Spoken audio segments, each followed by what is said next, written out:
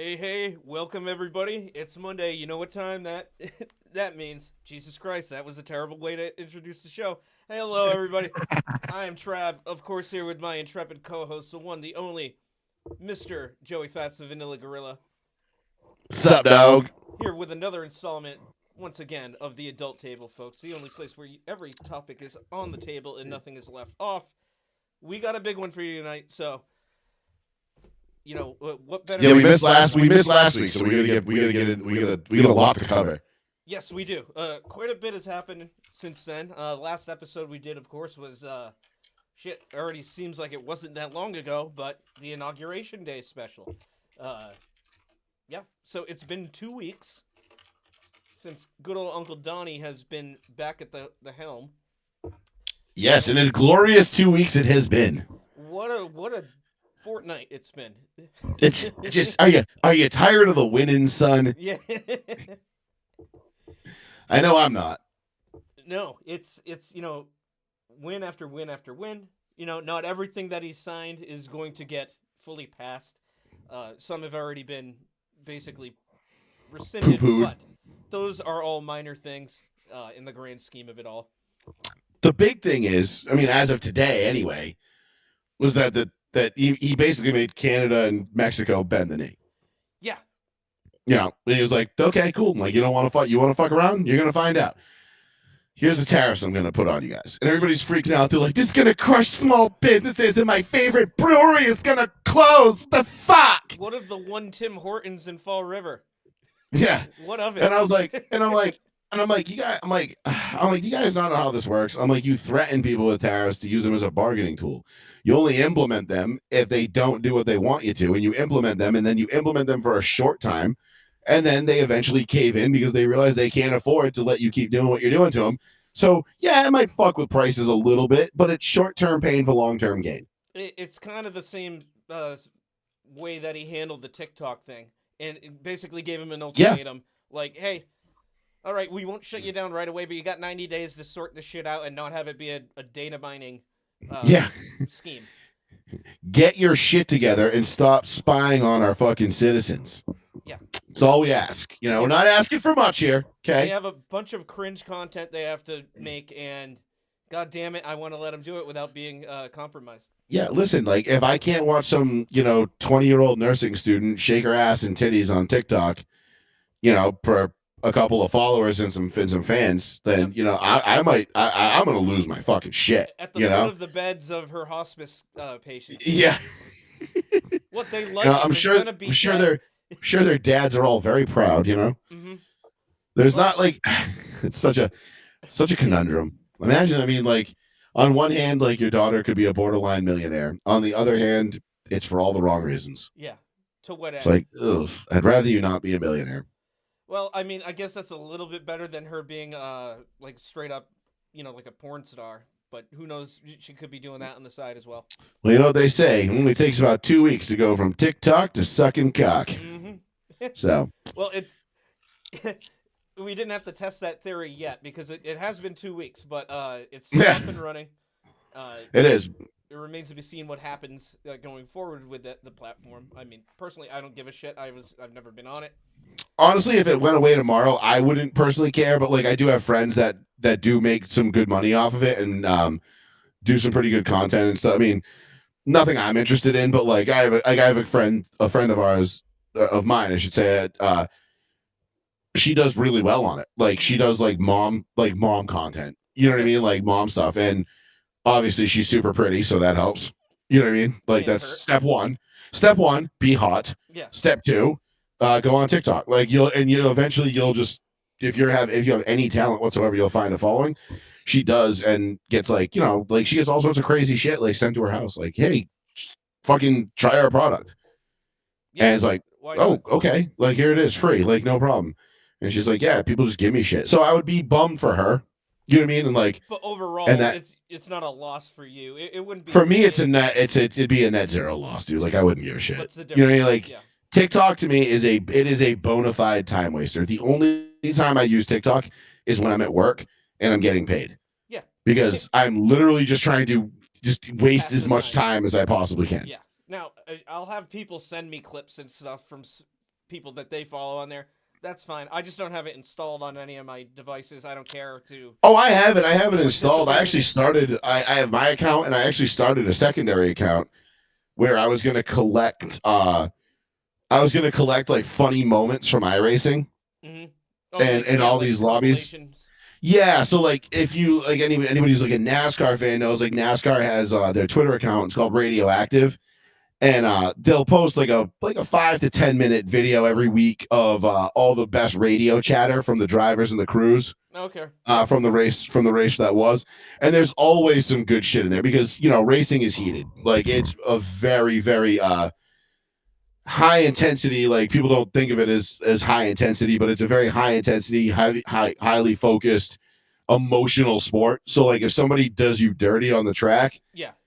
shit gets talked like like openly. Like you tell that motherfucker he comes near me again, I'll put him in the fucking wall. And they're like, don't say that. NASCAR's listening. They know what you're gonna do now. Like, don't do that. But NASCAR on the but on the back end, NASCAR's like, nice. Yeah, do it. Put him in the wall. Really Good don't ratings. want you to do that in the sake of like safety. Yeah, and they're like, hey, stop, don't do that, please. no, please like don't draw more revenue towards us, please. yeah, don't do please. That would be terrible for ratings if you did that.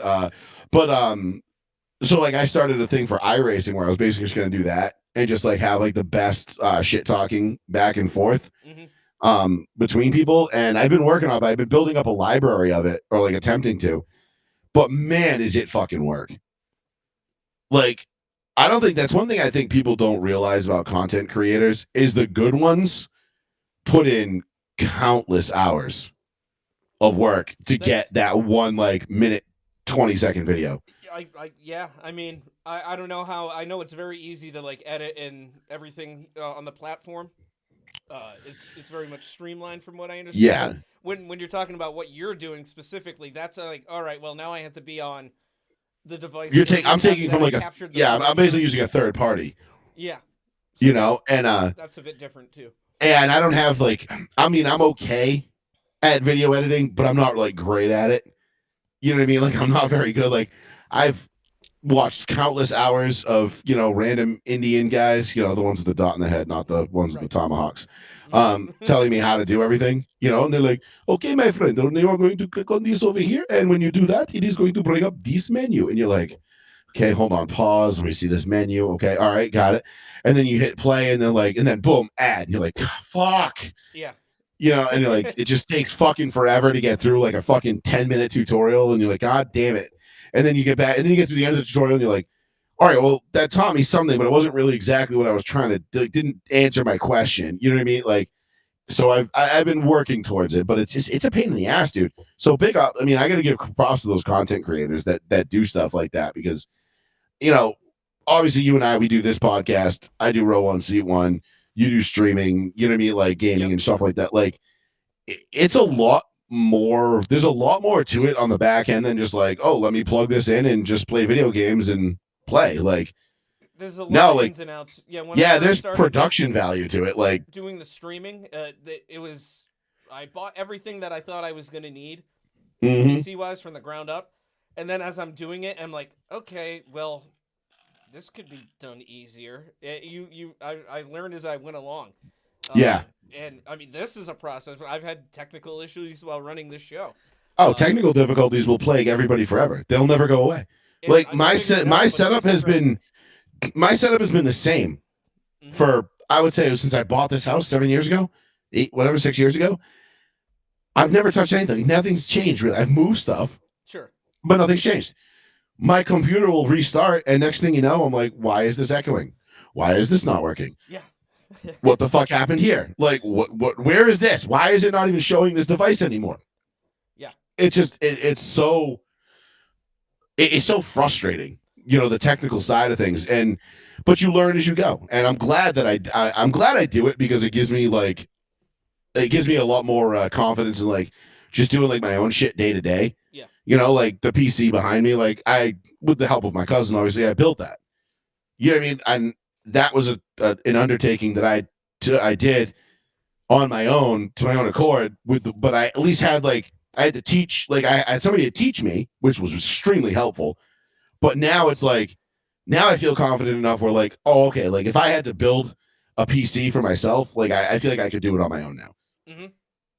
You know, at least like the hardware stuff. Some of the stuff, like the software, like the hardware, some of the hardware stuff, not so much. Like, you know, what motherboard is compatible with, you know, ZYNX and blah blah blah blah blah blah blah. And That's why you always have Jugdish in his YouTube channel, and he can tell you exactly what you need.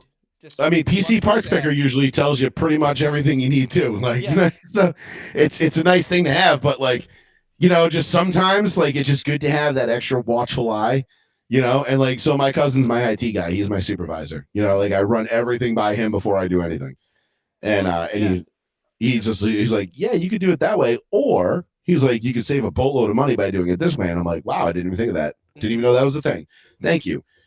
Yeah, I intend Cousin. on doing some more stuff that will be on the channel, but not streamed necessarily. It'll involve, you know, editing, which I have software for. I can do. I've done it before. I haven't jumped back into it yet. That'll happen again somewhere in the near future. But for now, Like, I would love to streaming's easy. become Just make sure everything's up and running and just hit go. right. The streaming has become, I think, like kind of like idiot proof because everybody does it now. Mhm. You know what I mean? Like when I started Row One Seat One back in 2013, we joked then like, yeah, everybody's got a podcast. Right. Like, oh, you have a podcast? Yeah, so does everybody. And now it's like that's gone. Like that's a like 10,000 times more now. It's actually than it was more then. true than it was then. And Yeah, then, back then we were like, well, like not everybody, but we didn't have like I wish we had the know-how and the technology. Or I wish I had the know-how to get on like Facebook Live and YouTube earlier. You know what I mean? And do that platform. But I wanted to do audio only when I first started the show. And that was what I focused on. And then I was like, oh wow, we can reach a way bigger audience if we just put it on Facebook rather than putting a link on Facebook and telling people to click it. Yeah. Which and I know what you you would do. think I've always been told be I have a great same. taste for radio. yeah, It's- hey, same. But yeah, no, I know what you mean. Getting in, you know, a little bit, maybe not necessarily on the ground floor, but earlier on and being like adapting. I mean, I don't know if it would have mattered. You know what I mean? In the grand scheme of things, like I'm pretty happy with where everything is now, and it's fine. Like whatever. Yeah. But like you know, my podcast, people always like bust my balls. Like you know, people say like, "Well, you have a fucking podcast, bro." Like, okay, bro, like you're a sports podcaster. Yeah, cool, bro. That's the equivalent of like a white kid from Dartmouth still thinking he can be a rapper. And I'm like, okay, that's kind of funny. And But- hear me out in my bars, like. Yeah, Let me give but you. like also like that's not what we're doing here. Like Yeah. we have no illusions of like becoming like the next Eminem by any stretch. No, I'm You a know- kid from Dartmouth who's just you know, going to talk sports and now politics.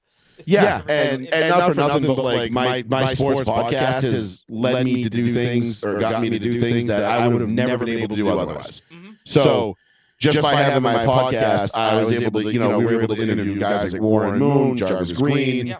you know, real like Super Bowl, like Hall of Fame, NFL Hall of Famers, Super Bowl champions, first round draft picks. You know what I mean? Like Yeah. stuff that people would kill to have. You know what I mean? And do, and we were able to do it. So I'm always very proud of that fact. Yeah, big ups to you and the rest of the guys over at R1S1. Great show. Check it out every Tuesday, you. folks. Yes, Tuesday nights, 8:45 on the one, the only, the New Bedford Gad. Hell yeah. We prefer you go to our page, but you know, it's on New Bedford. They do host it, so They do, and they give us a lot of how do you say a long leash I'll say. to do what we do and say what we say. All things And considered, yeah, because you haven't compromised, you know, how you've wanted the show to be. We went no, over- never. And that's one thing I will say, just complete side topic. But I got to give big ups to Mike and the guys over at New Bedford Guy, the guys that own that page and run that page, because they could have booted us off so many times for the complaints and the shit people have said. Because obviously I see the private messages too, because in order to go live on there, I have to be an admin. Yeah, you have admin So, privileges, right? I see all the messages that come in every single day, and like, you know, there's not many that come in about us, but like even some of the messages that come in our chat, and they're like, you guys are foul-mouthed and racist, and I'm just like, cool, man, like, don't care. don't watch the show then. Like, if you think that, then just Yeah, click don't the X binge, button. don't watch, don't listen, however you're consuming it. Yeah, whatever it is you're gonna do. And they could have been like, you guys are bad for business. Like, we're gonna let you go. And I would have been, at that point, I would have been, hey, like, I get it, but they didn't. They've stuck by us the whole time. They've let us continue to do our thing on their channel, and they believe in free speech, and they believe that if people don't want to see it, then they can just not watch. Like, it's that simple. So people Sure, want to watch, they'll more watch. than a few of those people, detractors that message them directly about it, that are still clutching their pearls over it. Oh, I'm sure. And I mean, sure there's people I haven't seen either. Keep letting them get away with it. Like, how does he keep getting away with that? but so much. Why are they letting him have this platform? Seriously, well, it's so funny too, because like, that's one thing about the Bedford Guide.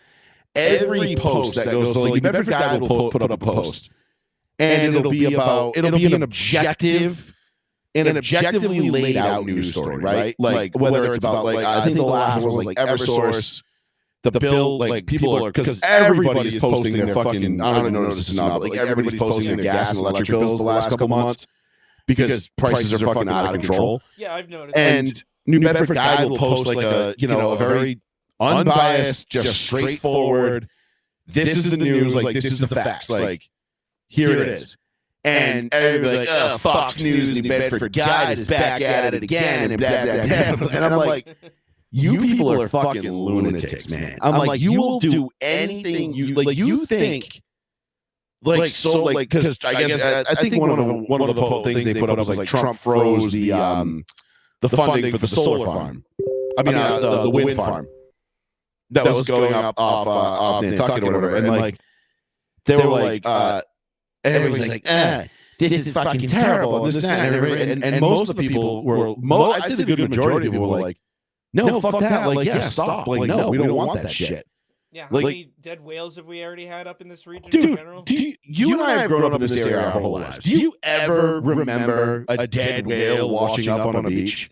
Maybe once. Maybe? Like, in this, like, crazy one-off thing? Started getting put in. And then these windmills go up, dude. And now the windmills go up, and it's like every other fucking week. There's dead whales and dead dolphins washing up on the beaches. And I'm like, listen, I'm not a marine biologist. I can't tell you what's killing these things. Mm-hmm. But what I can say is I notice things. Yeah, patterns. You can't really ignore anymore. Yeah, and this pattern is windmills go up, whales go down. It's like homework. Bed go up, bed go down, bed go up, bed go down. There's a direct connection, I believe. Again, not a marine biologist. Hard not to imagine there isn't, right? Like, what's the one thing that's changed in the last 5 years since we started seeing dead whales popping up, like, or the last 2 years, since dead whales started popping up?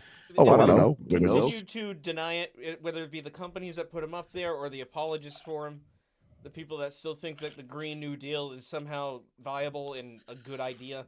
If we don't stop climate change in the next 3 months, we're all going to die in 12 years. It's like, but you said that 15 years ago, and we're still here. Yeah, hasn't the Hasn't the timeline already passed from when, like, AOC first started talking about it? And I think we're in, like, year 2 of, like, past the threshold of, like the point of no return. Complete devastate. Like, we're just done. Extinct. We're done. It's over. Like, there's nothing saving us now. Yeah, we're still going. Like, yeah. Well, it's like we talked about the wildfires a couple weeks ago. Like, wildfires, climate change. Oh, it's raining too much, climate change. Oh, there's a hurricane in Florida, climate change. Yeah, there's snow in Florida, climate change. Yeah. Unseasonably warm temperatures in February in New England, climate change. It's like everything. Term now. They just use it for anything, and they don't really need to explain it's a blanket. It's a way to politicize the weather. Yeah, like, they found a way to politicize the weather. Fucking go figure. They'll politicize anything. It's retarded, and I don't like it. And you can say retarded now, which is great. Again, a lot of executive order included never stopped. But no, we did not. It's good that we can do that. We can say fag again for the most part. I fucking hate people that get offended by saying retarded. It's retarded. Like fag, I could almost see because it's like all right, like you kind of fucking hate me because of my sexual preference. Like, I was, and I whatever, like, yeah. Retarded But, like, is technically a medical term, so But yeah, also like, you could be gay and not be a faggot. Like South Park went over this. We've covered this. It's been debunked. Like, so get your panties out of the twist. And it's so funny. Like most of like my actual like friends that I have that are gay use the word faggot more than anybody I know. Which is hilarious. N-word, yeah. Yeah, and like I mean, like maybe because they feel like they have a pass, they can say it. Sure. I'm like, well, I have a pass. Like I have a pass to say whatever I want for the most part. I'm 6'3", 300 pounds. Like, what are you gonna do about it? That's my yeah, like there's not much I can't say and get away with. So, and listen, that's like pretty privilege, like big privilege is a thing too. I'll acknowledge it. I have big white male privilege. Maybe that's what I'll name my boat. Big white male privilege. Hell yeah. That would be fun. That'd be a good name. Because I was going to name my boat White Privilege if I ever got one. It's going to be big white. But that's just like big white male privilege. Let's double down on it. Make it really let everybody know how I feel. Dumb actress from the Star Wars Acolyte show that gave me the idea for my solo band project name. It's going to be Ultra Conservative Bigotry. I love it. I'm like, I love it. That's perfect. That is just such like a perfect fucking band name. Ultra Conservative Bigotry. Oh, and the logo will be like in like the indecipherable like black metal type font. Oh yeah, like where it just looks like a spider web, and you're like, I have no idea what that says, but I know what it is. Yes. Oh, that's Ultra Conservative Bigotry. Yeah, I love those guys. Yeah, I love that. My favorite song is the one where they were chased through the woods by a rapist with a butcher knife. And you're like, which I think is actually a real song. I think Chased Through the Woods by a Rapist is a real song. It sounds like a Cannibal Corpse song. Is it Cannibal Corpse? It could be Cannibal Corpse. It sounds similar to how they name their songs. It's almost like a convoluted thing. It's like it sounds like this name. Oh, it was Waking the Cadaver. Okay. So same along the same lines. I wasn't that far. But yeah, real song. Chased Through the Woods by a Rapist. Real song. I believe it. I mean, we're almost out of ideas when it comes to naming things, so it's only a matter of time before there'll be a company probably named that at some point. We're finances, Yeah, right. Chased Through the Woods by a Rapist. Chased Through the Woods by a Rapist. That's fine. Your IRA, we'll figure it out. Oh, wait, hold on. I gotta include the link to the show. I realized I didn't. I didn't link the show. Another thing. I didn't put the link to the show in the thing I shared on Facebook. You just mentioned it, and people are like, "Oh, pretty good." Yeah, they're like, cool, man. Guess I gotta be friends with Trav in one of his 7 accounts. Which one is? Yeah, which one do I go to? We have that link in there so we can actually click on it. No, it's all my friends are liking, and they're like, yeah, man, like we really want to support you. Don't know, I don't know if you know this, but you're retarded. So we're just gonna like this. They say, good job, buddy. Good job. We can't fucking watch it because you didn't post the link. Yeah, we can't watch it because you're a fucking asshole. But here you go. Anyway, so I put that up. So we're good now. But yeah, we were a little late getting on tonight. I do want to talk. Like we got a couple of things. Like obviously, we're going to get into the week's events. With the last 2 weeks' events, really, like from the plane crash in the Potomac, the Philadelphia plane crash, and a bunch of Donnie stuff. But I was late getting on because it was my fault we were late tonight. Because that's a little technical issue here, but yes. Listen, it happens, right? Like we're on a pretty freelancing time frame, right? Like we say 8 o'clock, but 8 o'clock could mean 8:30, could mean 8:15. It's a little nebulous. Look, things happen. We're not 8:04. The product. We're trying to make sure we get it done.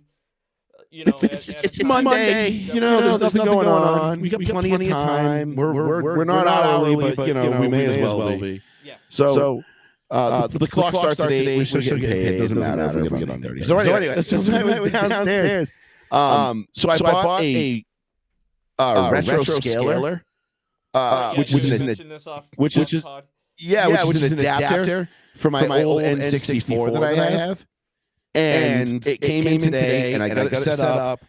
And I'm building a retro gaming station in my man cave downstairs, which I hate that term man cave. I'll just say it's in my basement, in my bar, where my bar is. Your manhole or like Jerry Jones calls it the glory hole. I was here for the glory hole days. I want to hear the glory hole days. Should we tell him? Nah, just let him. Yeah, just let it fucking roll. Just let him fucking say it. Yeah, just let him say it. It's good. It's good to keep us in the Twitter feed. Right. Good for the algorithms. Although we're not in the playoffs, so we gotta fucking. Got to do something somehow. Yeah. So I bought the retro. So I got my retro scaler. Finally, I got it working. And I got super excited because I bought the original Turok. I was up at Bowser's basement up in Taunton the other day. Great spot, by the way. Love those guys and girls. They do a great job up there with retro games and all sorts of retro systems, everything. Like you can walk in there and for less than $200, walk out with like a fully functioning N64.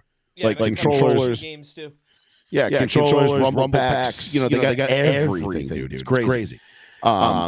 Just tons of shit. It's fucking awesome. So we went up there. I had to get a couple controllers, and because I'm building my retro gaming station in my basement. And I want my N64. I want my. I think I have my PS1 somewhere around here. I got my little mini NES with the preloaded games on it. Okay. So I got a couple things, right? And so I was just like kind of fucking around. So I got it working, and I got the original Turok, and I got the game working. And I was like, oh my god, I got it working. And you're like, the draw distance in this game is shit. You can't see anything past like 10 feet in front of you. And the controllers are inverted. Yep. And you can't change it. So I'm like constantly looking up at the sky or down at my dick, like no between. And like when you let go of the joystick, it doesn't automatically bounce back. Like you have to bring it back to center. Yeah. And I'm like, holy shit! I'm like, how did you fucking play these games? That's a question I asked myself and Paul when, not even that long ago, maybe like 3 years ago at this point. He has, in his basement, his old console setup there on a CRTV. And one night, we went out for a few beers or whatever, ended up at his place, and he's like, hey, you want to play some GoldenEye? I was like, shit, yeah, so we do.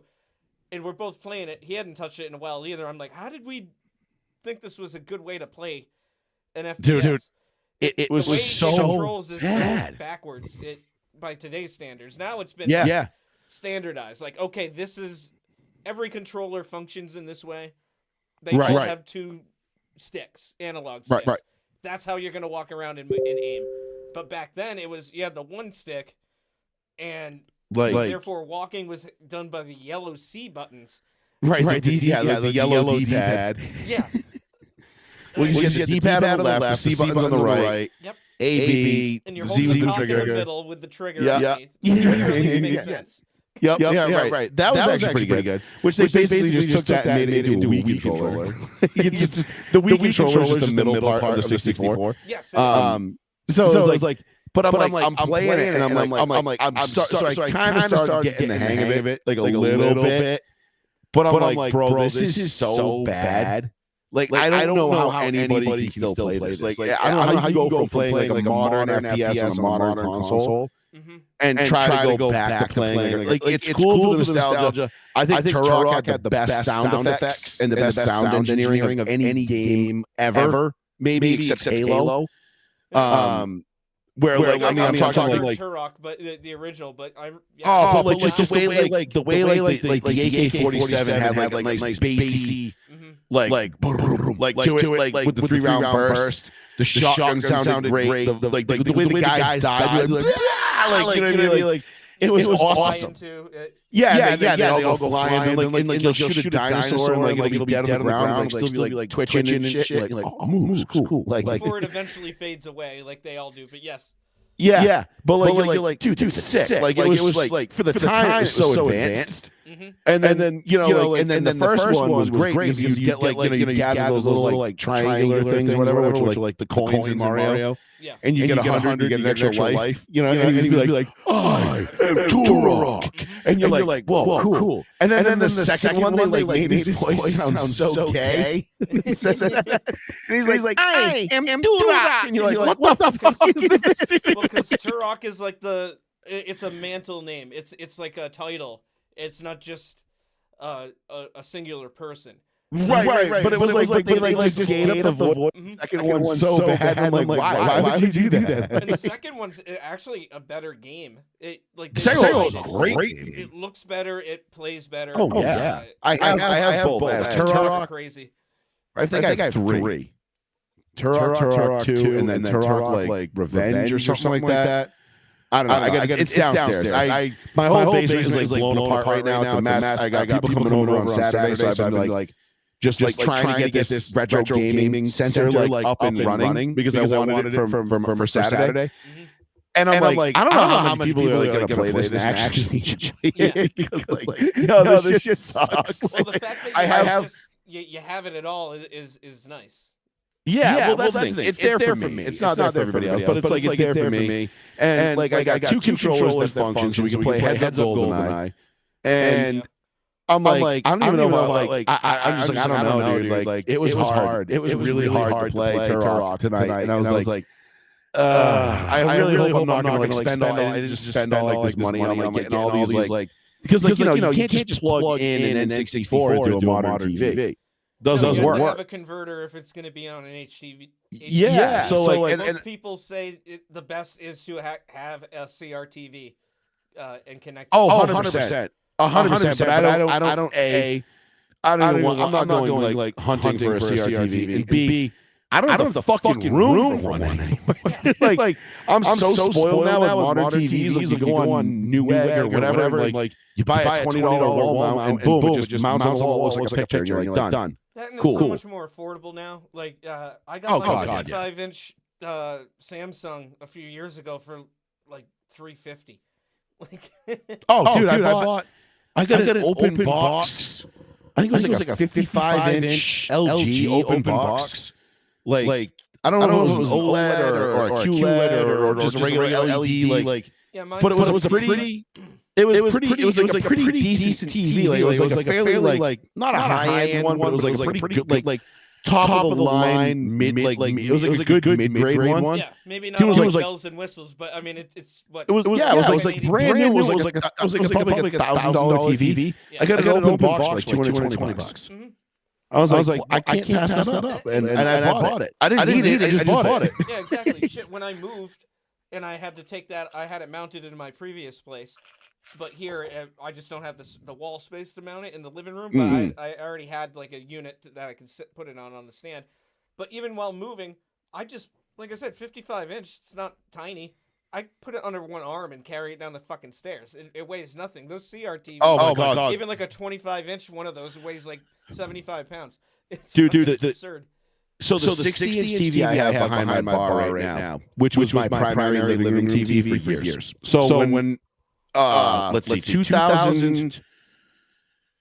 I want to say it was 2010, 2011.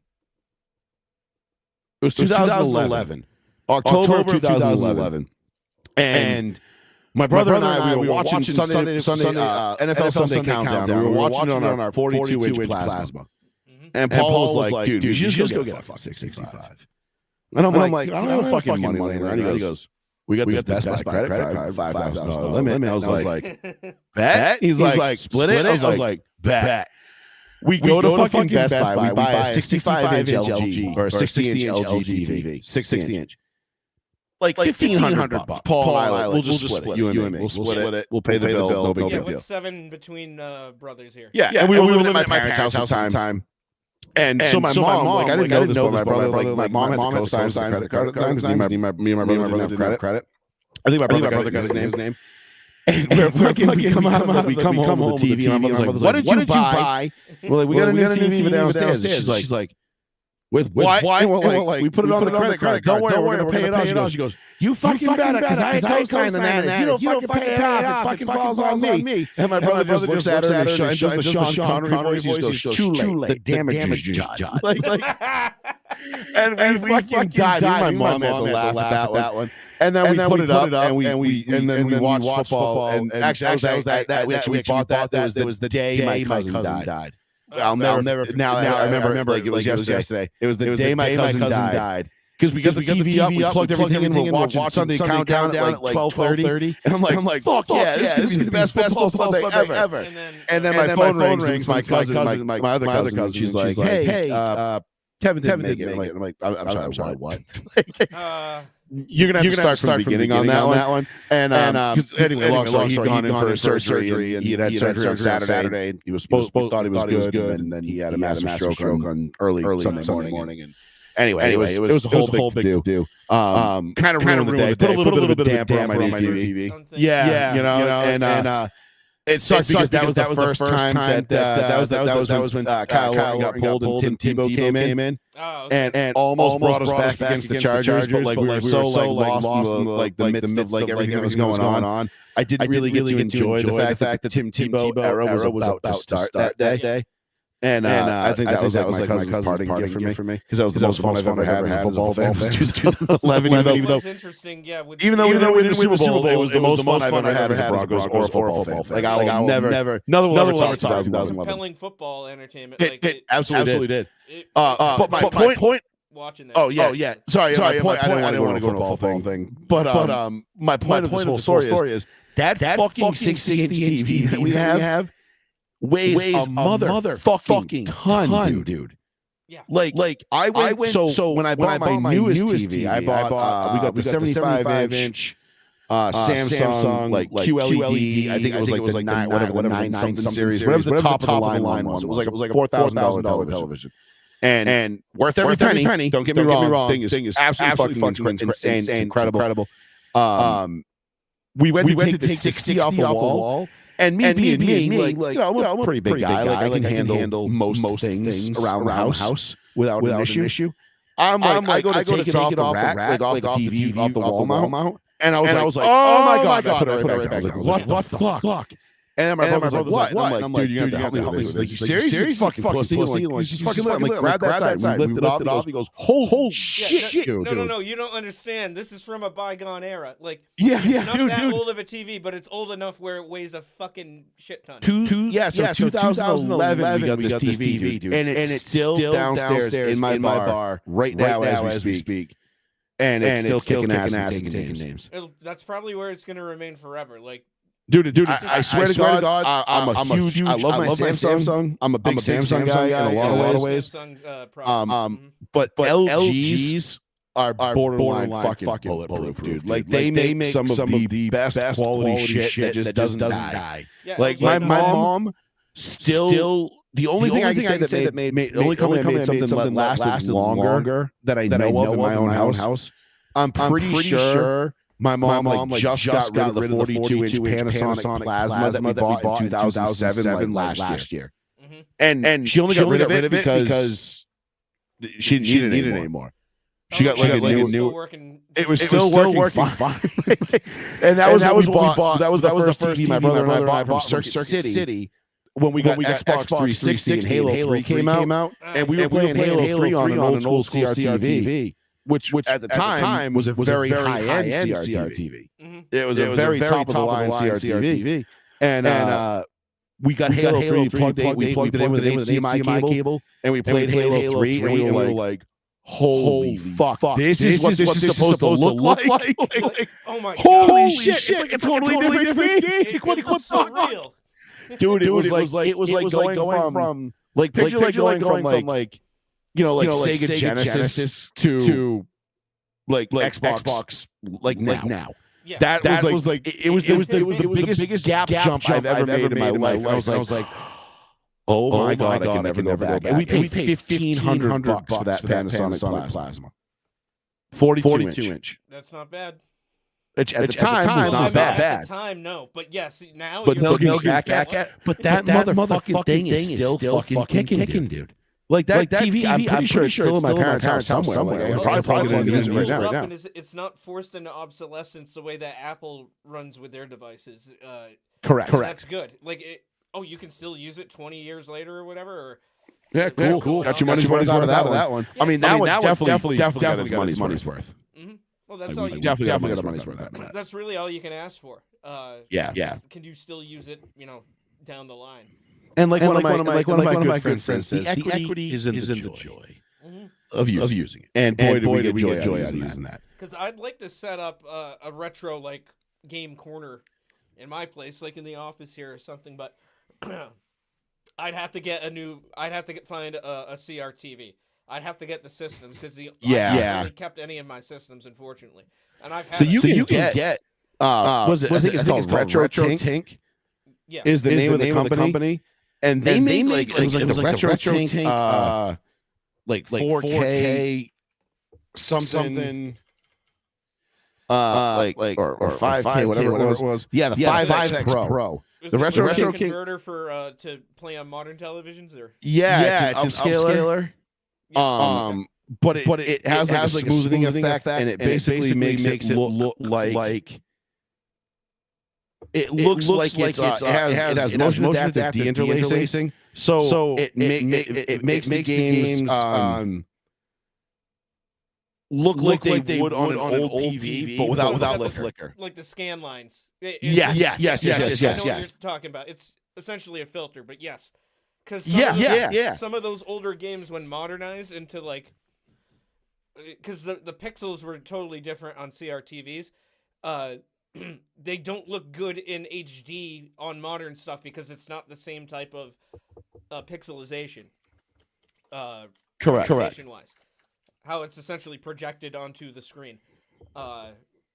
So it doesn't look as good. But yeah, if they have that filter and you can apply it to it, it makes it look like old school. It's super cool. It should. Because a lot of those older games, especially from like the 16-bit era, are fucking beautiful still to this day. The artwork is great. They really do hold up. Like color-wise and everything else, they're really not bad at all. And it's so funny. Like just you go back and you play them, and like you get so accustomed to modern games. Yeah.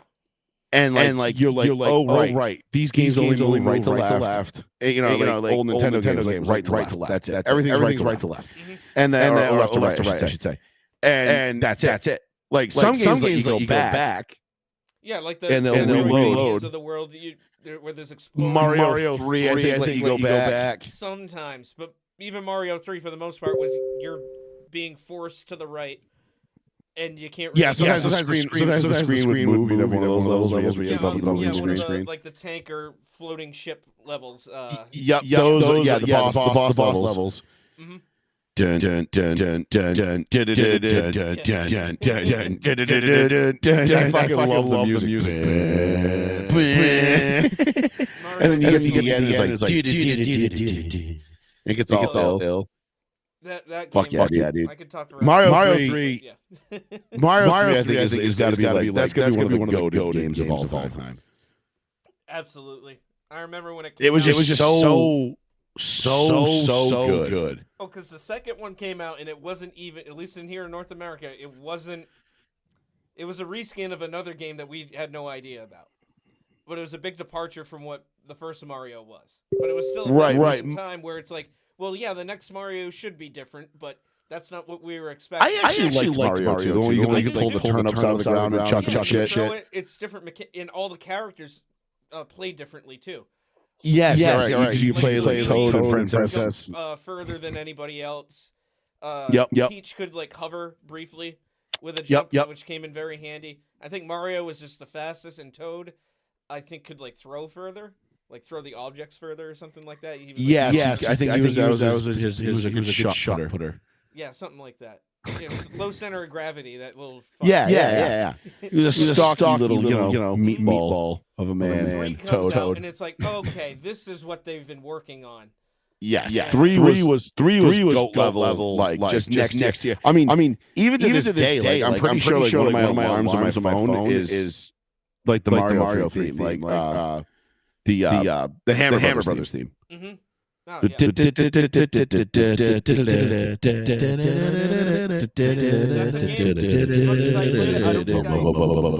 I never ended up beating that. Those were those games where it's like to beat it, it would take so much time. I'm pretty sure my dad's the only person I know that ever beat Mario 3. No shit. Like back then. Like of all me, all my friends, everybody else, like we could get to like of him of all people. You know what I mean? Like so my dad used to take it personal.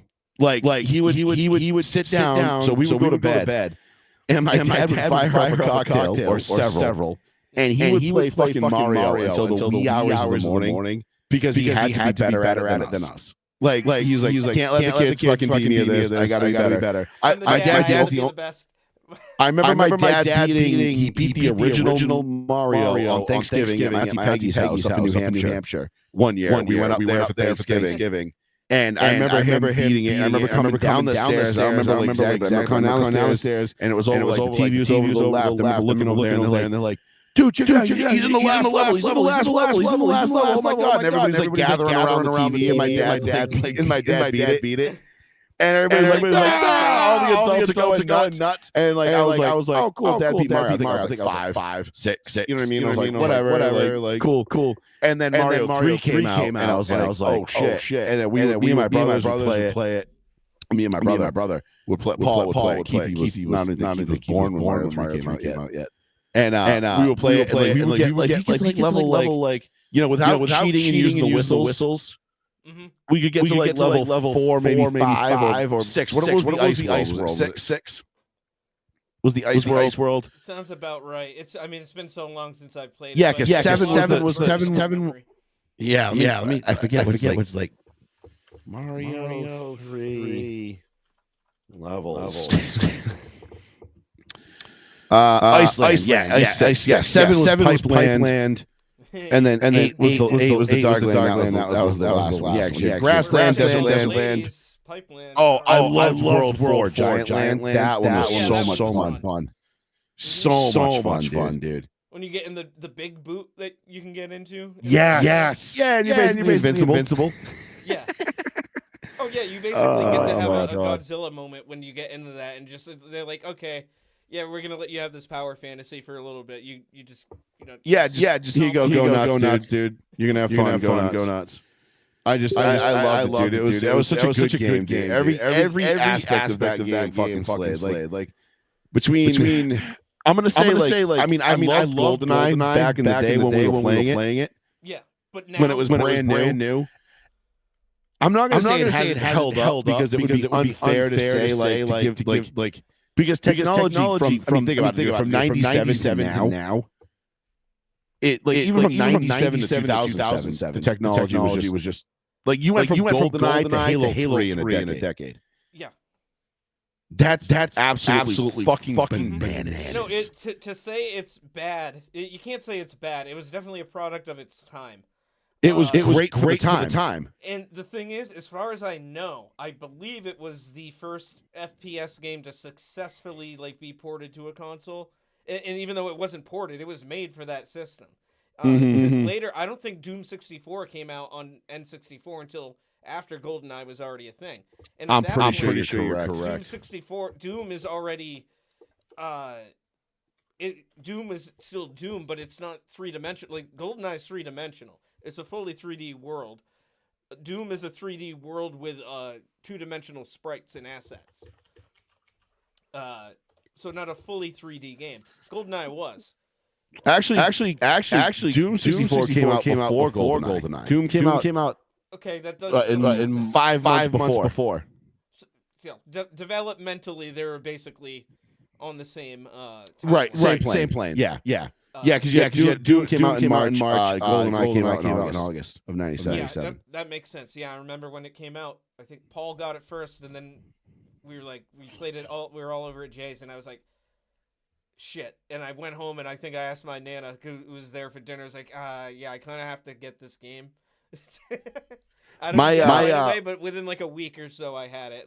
I did. My grandfather. My grandfather was the big he was the big video game guy. He thought video games were the coolest thing ever. And he bought us. He got an N64 for us.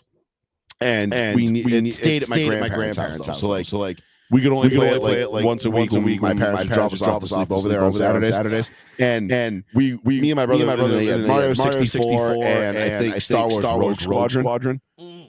Which was my favorite because it was a flying game, and I fucking loved it. But my grandfather was the fucking man. He would pack up the N64 and bring it to Florida with him. So when we went down for Christmas and April vacation, the Nintendo was there for us. Nice. Like so, we would go down to his, his condo or whatever, his house in Florida, and we would have N64. We're like, yeah. So it's fucking He was sick. probably playing it himself too when you guys weren't there, just because He may have been. I don't know. He loved video games, but he would rather watch us play video games. He probably enjoyed, seeing his grandkids watch. He would sit there like we would have it set up in the spare bedroom, whatever, where we would stay. Yeah. And he had a TV in there specifically so we could have the N64. And he would sit like on the edge of the on the end of the bed. Yeah. While me and my brothers were playing and just watch us play video games for like an hour and a half. Like, he was just never wanted to play it. He might give it like a try, but no, here you play. I just like watching you. Like my grandfather was doing like we were like his PewDiePie. Like rather watch us play than basically doing like streaming content. Just in live. My grandfather was fucking hilarious. Well, I mean, sometimes that happens. I had a roommate that I lived with at the time. Fallout 3 came out, and I rented it via GameFly, which was a thing. Oh, nice. Yeah. And I just started playing it. We only had like the one TV in the living room, but I just started playing it when I got it, and he got super into just watching me do it and watching out how I played it and how it unfolded. I ended up beating the game within like 48 hours, but it was like almost 2 days straight of just playing it over the course of a weekend, and he was latched in the whole time. I mean, we were drinking beer and smoking weed the whole time too, but I did that with my brother with BioShock. Paul got BioShock and he beat it within like a day. And I watched him beat the whole game. It's a very solid game too, by the way. Yeah, it was a great game, but he was like beat it, and it was one of those games like he excelled at for whatever reason. Mm-hmm. And he nailed it, and he beat it. He literally went back to GameStop and was like, "Hey man, I want to trade this in." And he's like, "What is it? BioShock." He's like, "What? It came out yesterday. He's like, it came out. It was literally just came out like Thursday night, midnight or Friday at midnight. And Paul's like on Sunday. Yeah, I already beat it. And the kid's like, what? He's like, yeah, I beat it. And he's like, what the fuck? And basically the trade-in value on it was like $1 less than what Paul paid for it.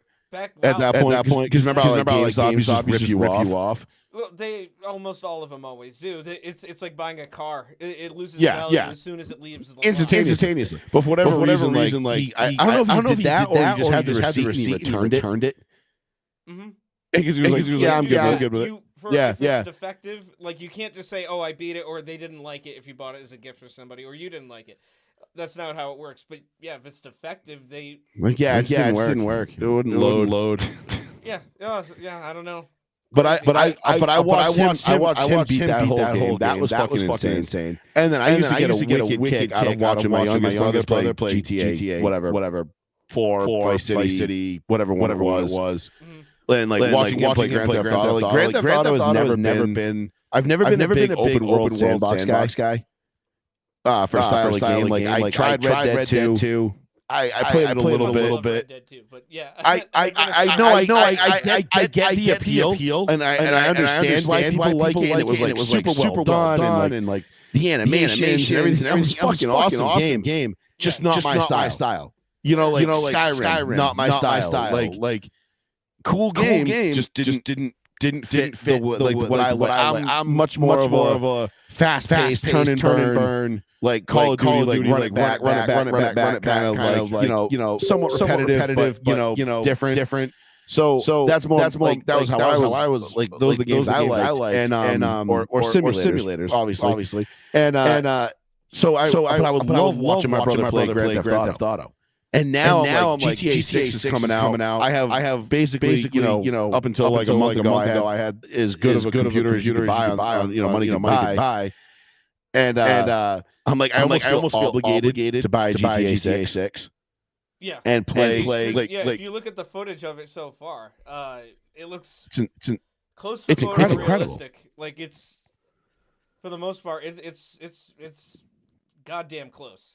It is absolutely fucking incredible. You know, like how it looks. Like they've waited this long too. Now they've always waited a long time, but especially now, GTA 5 has had like the longest lifespan out of any of them. It's crossed generations now. Right, because so it's funny because like my first PC I ever built Like I built it with obviously I wanted to do. I was building it for the podcast, but I wanted it to double as a gaming machine. Like I wanted to be able to build a game on it. You're right. You're spending all this money on it. You may as well make it awesome. And gaming PC can do anything that a Mac can do. 1,000%. People like Macs because they're great for audio and video. They are, but the only thing is gaming PC can do all that just as fine. Well, Mac, I feel like the only thing with Mac is that sets them apart. In my opinion, and I don't have experience with Macs. It's just the ease of the access interface that you're using. Like they make it Photoshop on Mac is way easier. Like or whatever their version of Photoshop is. Like it's much more user friendly. I feel it's all the same, but yes. Like overall, it is more user friendly, but I don't think there's anything like super off. It's not like we're running on DOS still. On PC. No. There's nothing a Mac can do that my computer can't. But there's a bunch of shit my computer can do that a Mac. So. You know, depending on what those things are, maybe it matters, maybe it doesn't. But also I like not overpaying for something because it has an Apple. You know what I mean? But that's neither here nor there. I'll gladly overpay for something that has an NVIDIA stamp on it. Fuck you. Shut up and take my money. But no, I built my first PC ever. The first one I ever built was I built it specifically so that I could run GTA 5 at a very high level. And that was like Skyrim were the two big things at the time. The recommended specs. Yeah, I wanted to be able to run both those games maxed out, no problem. Mm-hmm. And gee, I don't know if I could run either one maxed out, no problem. But it would have been close. Mm-hmm. Would have been really close. And the fact that GTA 6 is going to come out now I'm on my third build since that one. So that was my first. I built another computer a couple years ago, and now I built this one. It's like this one's going to be years old when I get GTA 6 on it. Or just about. Straight up perspective, GTA 5 was released in 2013. Yeah, no. That's exactly when I built. That's exactly when Roll One started. It was October 2013, and it was like holy shit, like this is. And I did. You know how many times I played GTA 5? None. Not once. Never even downloaded it. Never downloaded Skyrim. I've been a fanboy of GTA since the first one. Loved watching my brother play on the Xbox. It was an open world thing, sandbox. Yeah. It was top down, just crime simulator. It was fun as hell too back then. And then PS2, GTA 3, game changer completely. Bro. We're at where we're at, and it's that one was the first one where you could bang the hooker in the back of the car, and she'd get out and kill her and take the money. Take the money. Not just you're like the money that she already had too. So you're like, yo, this is kind of fucked up. I like it. That came out my senior year of high school.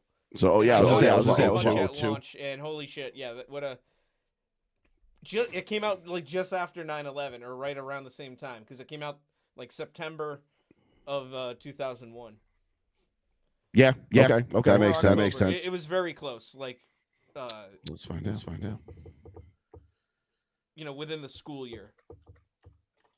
I remember that it being a point of contention, not just for the how it is already, but because of when it was released. October 22nd, 2001. Yeah, so just over a month. Yep. A month and 11 days. It had already been announced well before then, but the timing of it all. But the timing just happened to be like But went on to spawn what is now give birth to what we consider the modern gaming sphere. I mean that was it, man. Like, and GTA 3 I played, but that one I would watch my brother Paul play that one more than I would actually play it. Mm-hmm.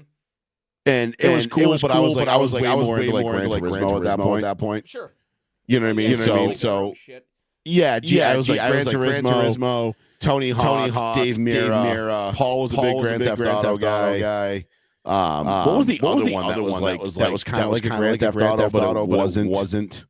Well, there was Saints Row. Saints Row. That's what it was. Yeah. Thank you. It just came to me as you said it. The first two, they tried to play it like pretty straight, like it's a serious like kind of crime gang game, and then with the third, they went completely off the rails in a good way. They went completely goofy, and you can do just the dumbest shit, and that's when they came into their own. Saints Row the third is actually still a fucking classic. It's nuts. No shit. Eventually, I never played. Becomes the president, and and you're doing like wrestling moves, and they do move the game series at one point. I think it's in the fourth where they put it into a simulation that these aliens are running. So you're essentially like in the Matrix sort of thing. You're in a Shoney's. Well, yeah. So they introduce superpowers essentially. So now you can do super jumps, and you have super strength. You can pick up cars and throw them. Like driving cars becomes redundant and stupid at a certain. Now that you can basically glide and fly. Right. And you can just kill anybody with anything, and you get a giant floppy dildo as a bat if you want. It's fucking. Oh god, that's great. Yeah. That is fucking great. Stuff like that makes me because like that's just funny. Like that's what video games are supposed to be, right? Video games are supposed to let you. Yeah, they're supposed to let you do stuff that you can't do in real life. Yeah, it's escapism. Yeah. So you know, like I can't fly a fighter jet in real life, but I can hop on a video game and fly one. You know, I can't ramp in 18-wheeler loaded with diesel fuel off a cliff in California and live to tell about it. But I can do that in Grand Theft Auto. You know, I can't go kill a hooker and take her money. I mean, I can, but it's going to come with some serious consequences. You know, so I do it in a video game. It's not even like getting 2 stars if that's the only thing you've done bad so far. You don't even get a star for that. Barely. That's a barely. I mean, I remember playing like the first and the second ones on like PS1. Yeah. And it was like, oh shit, I got. When I remember you get the stars, like the first one you have to pull into like the body shop and change the paint of your car. Stars go away. Paint spray. Yeah. Yeah. Oh, it just changes the color of your car, and that's it. That's it. It's all good. Yep. Like never mind. And the cops would be like right outside as you pull out in it, and they're just like, and they're all drawn. Huh. Put the guns. All right. Same guy in the same make and model. It's just a different color. Same make and model. Same clothes. Look at the blood stains. Yeah. They're like, I don't know. Guess it got away. Suspect is hatless. I repeat, suspect is hatless. Yeah. But I mean that 6, whether it comes out this year or not. Well, it's supposed to come out in the fall of this year. Okay. But PC people are gonna have to wait till like a year from now, like next April, I think. Okay. Is when it comes out on PC. So I think it comes out in October for console, and April for PC. I'm just gonna get it on console anyways. I will play it eventually on PC, but I don't own a console that will be able to handle it anymore. Like I still have my Xbox over there. I don't know whatever my Xbox One. Yeah, those are finally being phased out officially. Like, there's games now that are coming out that you cannot play if you have a Xbox One. Yeah. Honestly, I have no real reason to buy another Xbox. I have a PC with Steam. Like, there's nothing coming out that I can't get. You know what I mean? Unless like the next Halo release is like an Xbox exclusive, and you have to have the console to get it. All right, you got me. I might actually get a console at that point. But I heard the rumor was the next Halo game is coming out on PC as well. So no need. I think the last 1 or 2 at least have been as well, because Microsoft is primarily, a PC-based company. Right. But I get why they made them exclusive to the console because fuck you, like console. The Game Pass, and it's interlinked between the two if you have both. Yep. They're more about their live service and the hardware right now. It's actually going to be interesting to see if they physically release another console after this generation, because the rumor is that they're just going to focus on the software aspect. Yeah, but what are people going to play on it? There'll always be another console because for every person like you or I that have a PC, most people don't want to deal with that either. Like people don't want to deal with like we talked about earlier the technical issues and shit like that. Like, oh, why isn't this working? Why isn't that working? What's going on? What's going on? People want to be able to just. It's the one. Yeah, it's the one button approach, right? Like console, it's a plug and play, and yeah, it works. yeah, it does. It does. It's a great system. I have a Series X and a PS4. No rush to get a PS5 because they don't really have any exclusives justifiable to buy it. No, I haven't found anything exclusive to a PlayStation that I've really been like, ooh, I could get that. Like I have a PS3. Yeah. That my wife got me for my birthday back in 2010-ish, somewhere in there, 12. And the only thing I ever played on it that I really ever loved was God of War. Yeah, I have a PS4 and it was I got it cheap off of Marketplace. Bunch of games, and then the games I didn't want traded in, bought games I did want with that credit. The two more recent God of War games I did enjoy quite a bit. But I didn't need to get a PS5 for either of them. So. I still never beat it. I got stuck on the giant spider and just kind of gave up. Okay. You know the one where you break its legs one by one. Was this God of War 3 or whatever was on PS3? Yeah, up to 3 then, I believe. I think so. I might have that. It was a great game. Like I used to love you with the controllers and you like you had to bang fucking what's her name? The goddess of love, Aphrodite or Athena, Aphrodite, and like. Yeah, you got to bang her, and it's like, all right, you gotta do the stick, like hit the stick, like quick, do this. And you're basically flicking her bean with the analog. Yeah, pretty much. Like blow on it a little bit, and you're virtually flicking her bean, and you gotta satisfy her. You gotta make her come, and then you can get access to go see fucking was it Hades or no? What was the Hades. Downward. No, what was the god of? He's always making the hammers and shit. Well, in Smite, he's Vulcan. No. God damn it! As soon as it starts with an H, I think. I'm thinking of the. It is. But Roman and Greek, they have essentially have the same gods, at just different names. Hephaestus. Hephaestus, or Hephaestus. Yeah. And then you go down, he's all demented, bang Aphrodite, and then she grants you access to this thing, get some weapons, and kill him. That's the funny scenario where like you're playing that and then have somebody walk in on you. And they're like, "What are you doing?" I'm like, I gotta pleasure Aphrodite, otherwise I'm fucked. Like, if I don't, and you're like, if I don't make Aphrodite come right now, like Greek god talk, I'm gonna die. Are you winning, son? Yeah, Dad, just you kind of fucked it up for me. Get out of my roomsies. I told you to knock. Oh, God. Happened. Like the worst. Like, you're watching any movie, and like the worst scene could be on. Like it could be misconstrued. Your parents just walk in, and then like, oh shit, didn't know you were doing that. Like, no, it's like. Dude. Wait like 10 seconds. It's not going to be like this again. You'll see. You don't get the context. Oh God, it was so fucking great, dude. It was like fucking what's the fucking silly movie there with Jason Biggs where he fucks the pie. American Pie. Where he fucks the pie. You had to struggle to. It's in the title. God damn it! Where he fucks the pie. Oh, Steven Silverman. Yeah.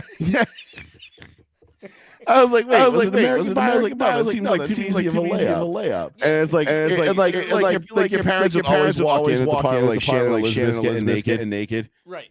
And you're like, come on.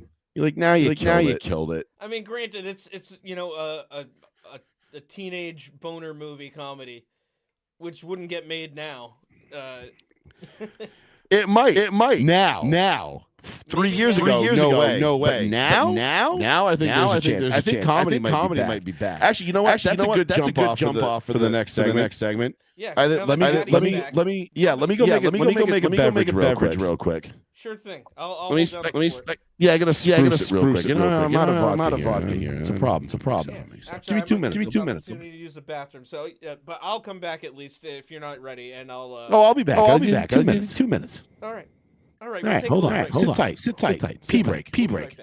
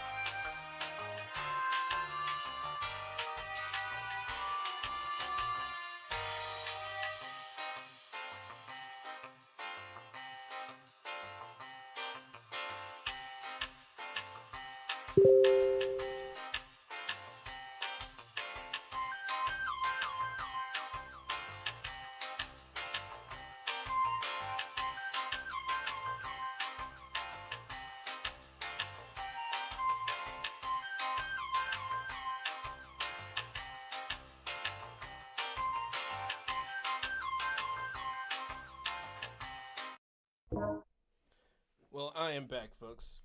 Joey is still getting himself a fresh drink, but yeah, we've already wasted enough time. I can't say we wasted enough time. It's always a good time talking with him about all that shit. But, oh, here he is. Basically, perfect timing. Like, I just jumped back on myself, so.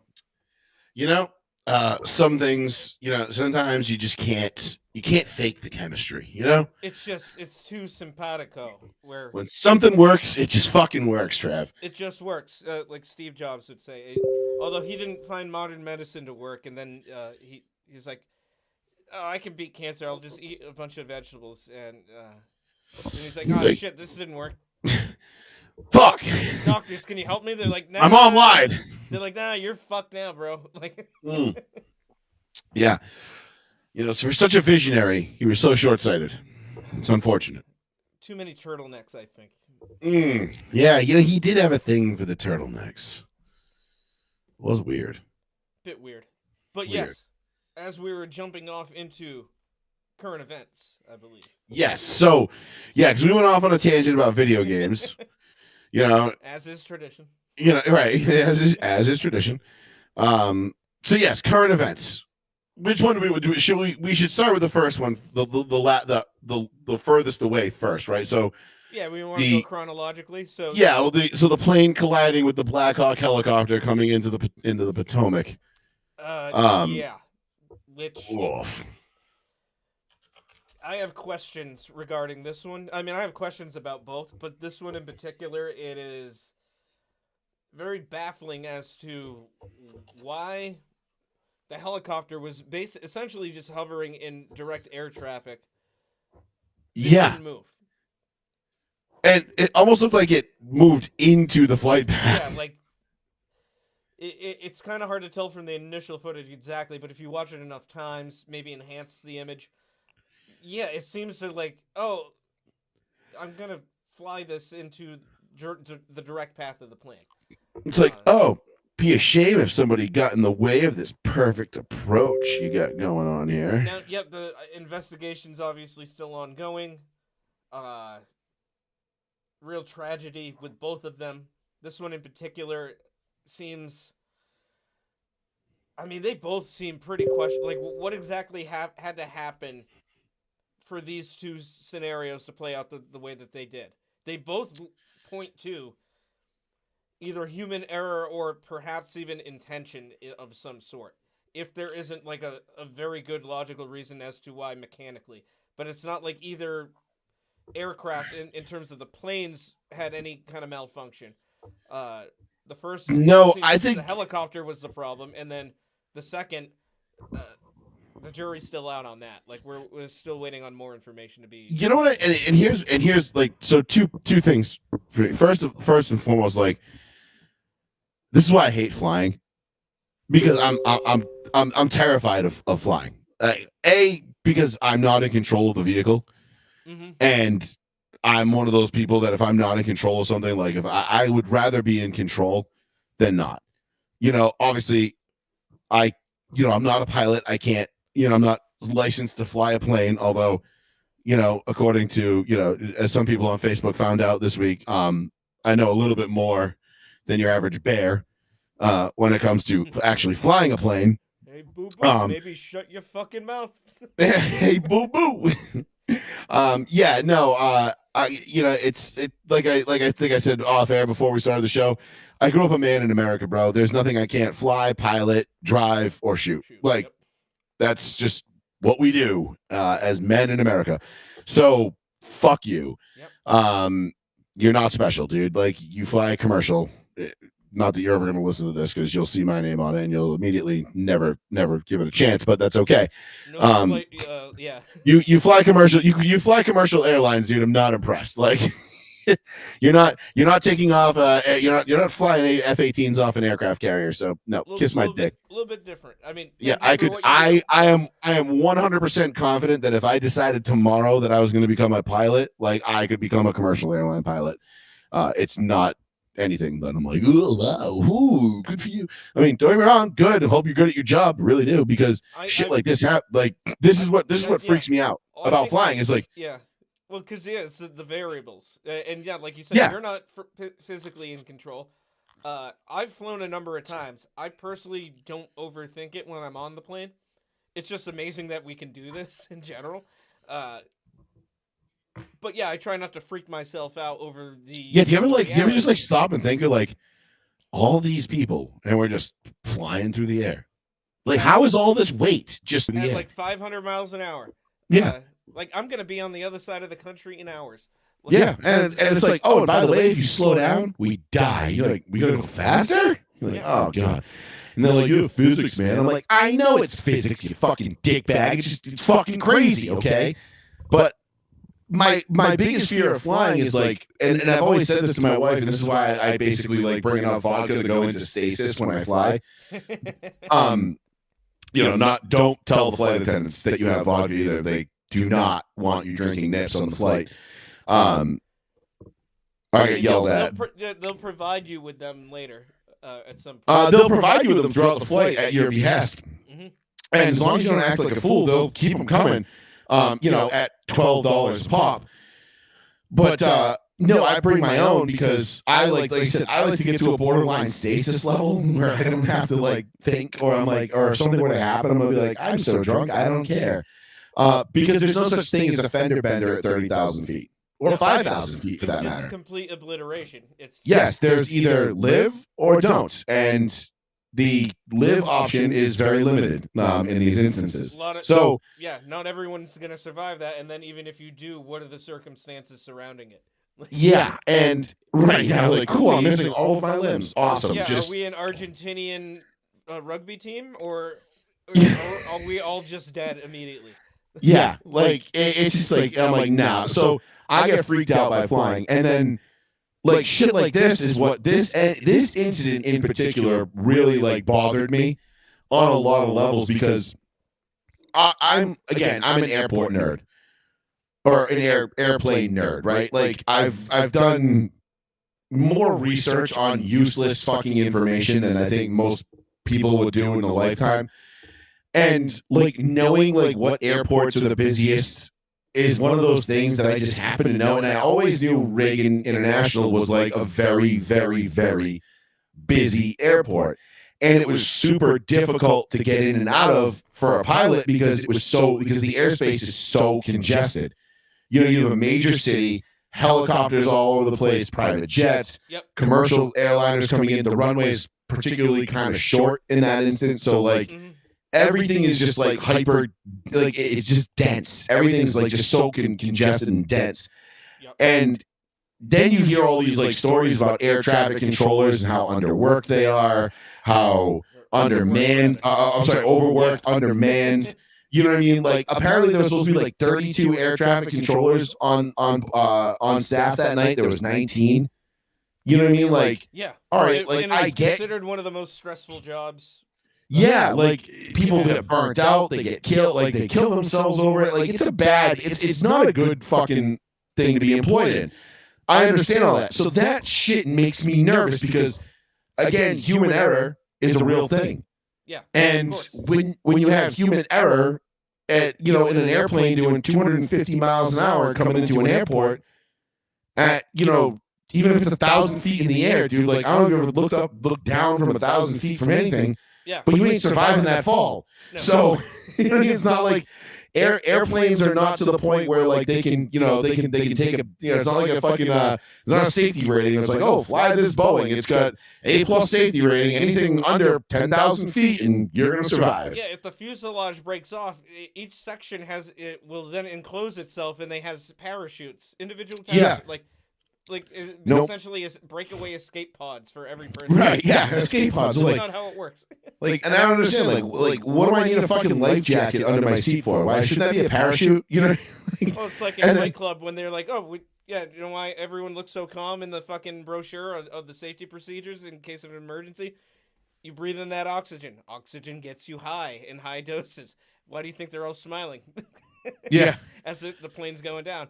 And then they replace them with reprinted versions of it as part of Project Mayhem, and it's people freaking out and they're on fire. Yeah, arms are snapped in half, and it's like a more accurate representation of it. Like, and that's the thing. Like, and I hate movies that have airplane crash scenes because I'm like, oh, like God, that would just piss me off. Like, it would make me so mad to die in an airplane crash. Like, I'd be so furious. Because I feel like it's one of the most avoidable things in the world. Like, don't get me wrong, there was like that Air Alaska flight a couple years ago where a fucking pin sheared off in like one of the airlines or whatever, the tail flaps. Yeah. And it got pinned where it was making the plane do like a permanent nosedive, and it was just stuck there, and they couldn't do anything about it. And I'm like, well, that fucking sucks. Like. Because there's no way anybody could have seen that coming. Like, even routine maintenance wouldn't have found that. It was like this, fail. It can just fail, and it was a catastrophic failure at the worst possible time, and you're like, fuck, like because they're all that supposed sucks. to be inspected before every takeoff, like. Right, but even if they had done even if they did the inspection, right? Say the inspection was as thorough as thorough gets, they weren't going to be able to catch this problem because it was inside. Yeah. Like you weren't going to be able to see it, you know what I mean, in a visual inspection or something. So it just like it pinned the thing. Like the plane was able to like fly, like maintain altitude, like while it was inverted. And they're like, all right, well, plane's not meant to do this, so we got to get this thing rolled back over somehow. And they rolled it over, and they ended up fucking crashing. Everybody died. And I'm like, dude, that fucking blows. Like, that would just, because, like, again, you're just along for the ride, and you're like, well, this is it. Like, we're cooked. We're in very capable hands of the pilots, and yet there's still only so much they can do, too. Right. They couldn't even, they can't save you from a fucking permanent, like, catastrophic mechanical failure. It's just not the way planes work. You know what I mean? Like, it's just how it is. So get your apprehension to fly, or at least you still do fly when you have to, of course, but at least twice a year. I get your 2-3 times a year I fly, and it bothers me. Think about it. It is fucking potentially horrifying, but yeah, it's terrifying. And like, what a terrifying way to go, because like the whole way back down to Earth, you know you're gonna die. Like your plane's going down, and you're like, you have time to like sit and process what's happening. Unless in like the case of the first accident that happened, those people had no idea that helicopter was there. No, they didn't. They just probably saw a bright orange flash, and hopefully everybody was like either unconscious or dead by the time they hit the water. Because like that would just be the worst thing, to be like, next thing you know, it's like pitch black and you're surrounded by water, and you're like, what the fuck? Yeah, because and I'm stuck in this tube. You know, not at like cruising altitude, it was like relatively close, speaking height-wise. Couple hundred feet. That's nothing. That's not why like they did look for survivors, as long as right from the point of like the explosion to the point where you saw the fuselage hit the water was like a couple, like maybe a second and a half, if that 2 seconds tops. So like it really wasn't that far. Like, I mean, they were coming in right over the river, and like right at the, you know, on the other side of the river is the start of the runway. So they were maybe a couple hundred feet in the air. Mm-hmm. And even still, like, that's enough to, like, doesn't matter, dude. Like, you ever jumped and, you know, jump from the fucking River Bridge, the Braga Bridge, and tell me how that water feels when you fucking hit it. I mean, like, and they were higher than that. So, and also coming in at an accelerated speed, and at 200 something miles an hour or 180 miles an hour, and not prepared like, for it. They don't know what's fucking happening. No, they're just assuming that they're coming in for their landing. Yeah, it's just you're like, right, you're like sitting there like getting your shit together, putting your headphones away. You're like, all right, cool. Like, you're looking out the window. Looking out the window, like 20 minutes to get to the fucking gate. Yep, and like, all right, cool. We're gonna get out the gate. Then we're gonna catch the bus. We're gonna do this. And next thing you know, you're just boom, bam. Next thing you're dead. And it's just like, I don't know. It fucking irks me. So the whole thing, like, you know, obviously we've all seen the video of the helicopter, and it's like just directly in the flight path of the plane. It makes absolutely no sense. Like, this to me has got to be one of the single most avoidable tragedies in modern transportation history. This one in particular. There was no reason for that helicopter to be there at that altitude at that point. Like, none. None. I understand. Yeah, they were doing training exercises, but that isn't to say that these people were trainees. Even the vets do training exercises. Well, yeah. I mean, you practice how you play. It's like, it's, you know, there's a reason why Tom Brady still shows up to practice every day. You know what I mean? Not, you know, he's got 7 Super Bowls. He's still out there practicing every day because, oh, right, you need to practice if you want to be good. Yeah. So these guys were practicing and they were doing their thing, but like also, at what point, like, I know there's going to be a lot to come of this because, as human beings, we're very reactive. You know what I mean? Like, we can be proactive to a point, but you can't be so proactive that you envision every scenario, right? So, unfortunately, sometimes like something like this happens, and then we react to it, and we're like, okay. And now the military will be like, yeah, no more fucking training exercises at night, like doing this kind of shit. Like, no, like, we're going to go do this, like, somewhere the fuck else. Mm-hmm. And, you know, we're going to stay the fuck away from passenger airliners. Like, there's, like, we just killed 61 people or 67 people, whatever it was that got killed. Like, no training. Too. A bunch of figure skaters from Mass. From that, yeah, from that shit. Like, and I know there was like a whole family of 4 on there that was killed. Like, yeah. You know what I mean? It's just like, dude, that fucking blows. Like, it's so avoidable, in my opinion. that one seems more egregious to me than the other one because of the other human factor involved. Like Correct. It took like the plane has no idea, and I know the traffic control avoidance system that I think all planes are fitted with now. Like sometimes like they can shut off at certain altitudes, or like coming in for approach. Like okay, there's no threat of traffic here, so they turn it off or whatever. They don't use it. But like I don't even know if that would help. Like again, that's all stuff that's going to come out in the report. Yeah. But to me, this one I think we can just chalk up as just a really, really shitty example of user error. Seems that way to me. I mean, there's no reason for me to think it was like intentionally done as of yet. I mean, I can't, and again, I can't fathom the fucking reason. It's like a monumental. Yeah, if you're gonna kill 60 plus Americans in an airline crash, I feel like there's probably like better uses for it than this. Like yeah, politically to gain. Like if it was gonna be like some false flag fucking type operation or whatever, like there's nothing to gain here. You know what I mean? Like I know everybody's running around like posting memes like, oh, Trump fired the FAA head and the TSA head and blah blah blah. And then the next day this happens, and it's like okay, but those things had nothing to do with anything. No, like those are completely unrelated. They want it so bad for it to be connected. Of course they do, because the Trump derangement syndrome runs deep. Just like they want it so bad for Elon's hand gesture to be, that's a legit Nazi salute, and he is definitely a Nazi. Like that's the only proof you need. Right. Because one, I'm pretty sure he did that intentionally to troll all the right people, and it worked. Because you guys won't shut the fuck up about it. And two, it's because you lost. And that's the only thing you can kind of glom onto as a win, even though it's not. Right. Yeah, I mean, to me. It is. The Elon thing was nothing right. I mean, from the get-go. I mean, like he's a kind of weird, eccentric, autistic dude. I'm not a huge fan of him in general, but even I'm like, no, that's a fucking reach, guys. Come on. I'm a huge fan of him now. I wasn't always. He's hilarious in how he trolls people. I always thought like I never had anything against him. But I've never been but I've also never been like, oh yeah, I think he's great for X, Y, and Z. I think he's. I thought he was just great. I thought he was a really brilliant businessman. Mm-hmm. I mean, electric cars, but still. Sorry, I sneeze. Yeah, I'm a big like one of my buddies. One of my buddies has a Tesla, and it drove us home from dinner one night from like Middleborough, and like it. I mean, from fucking door to door, drove us home. And I was like, "That's really fucking cool." Like, I was like, "Still, I'm never gonna buy it." Really, you wouldn't buy one? He's like, "You're a tech guy, like this and that." I said, "Yeah, not when it comes to cars, dude." I was like, honestly, I was like, I don't even like automatic windows.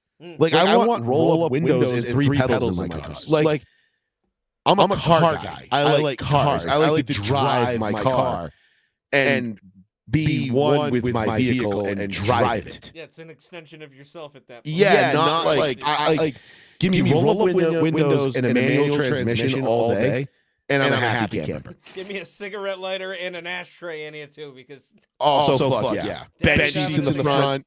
Yeah. You know what I mean? You know, if it happens to have a 458 big block in it, whatever, cool. Like it can also be, whatever, bro. Just saying.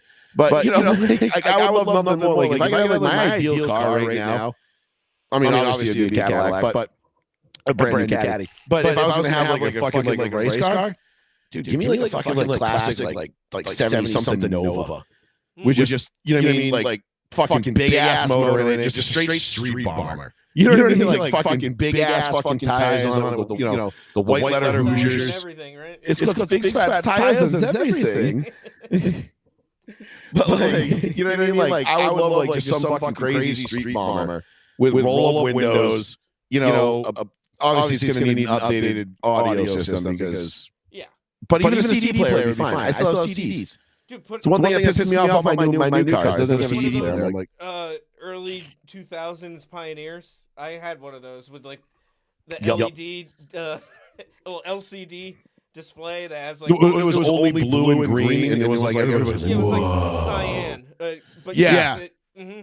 Did you see that? It looks like you drive like you're flying through a canyon. Yeah, and this one it's like a Formula One race car. Yeah, you're like, whoa, technology's so sick. And then like 2 minutes later, we all had like flip out TVs and double bins and. I mean, I remember when I was in college delivering pizza at Papa Gino's, and I put a little like 8-inch flip out or 7.5-inch flip out TV in my dash, and with a DVD player in it.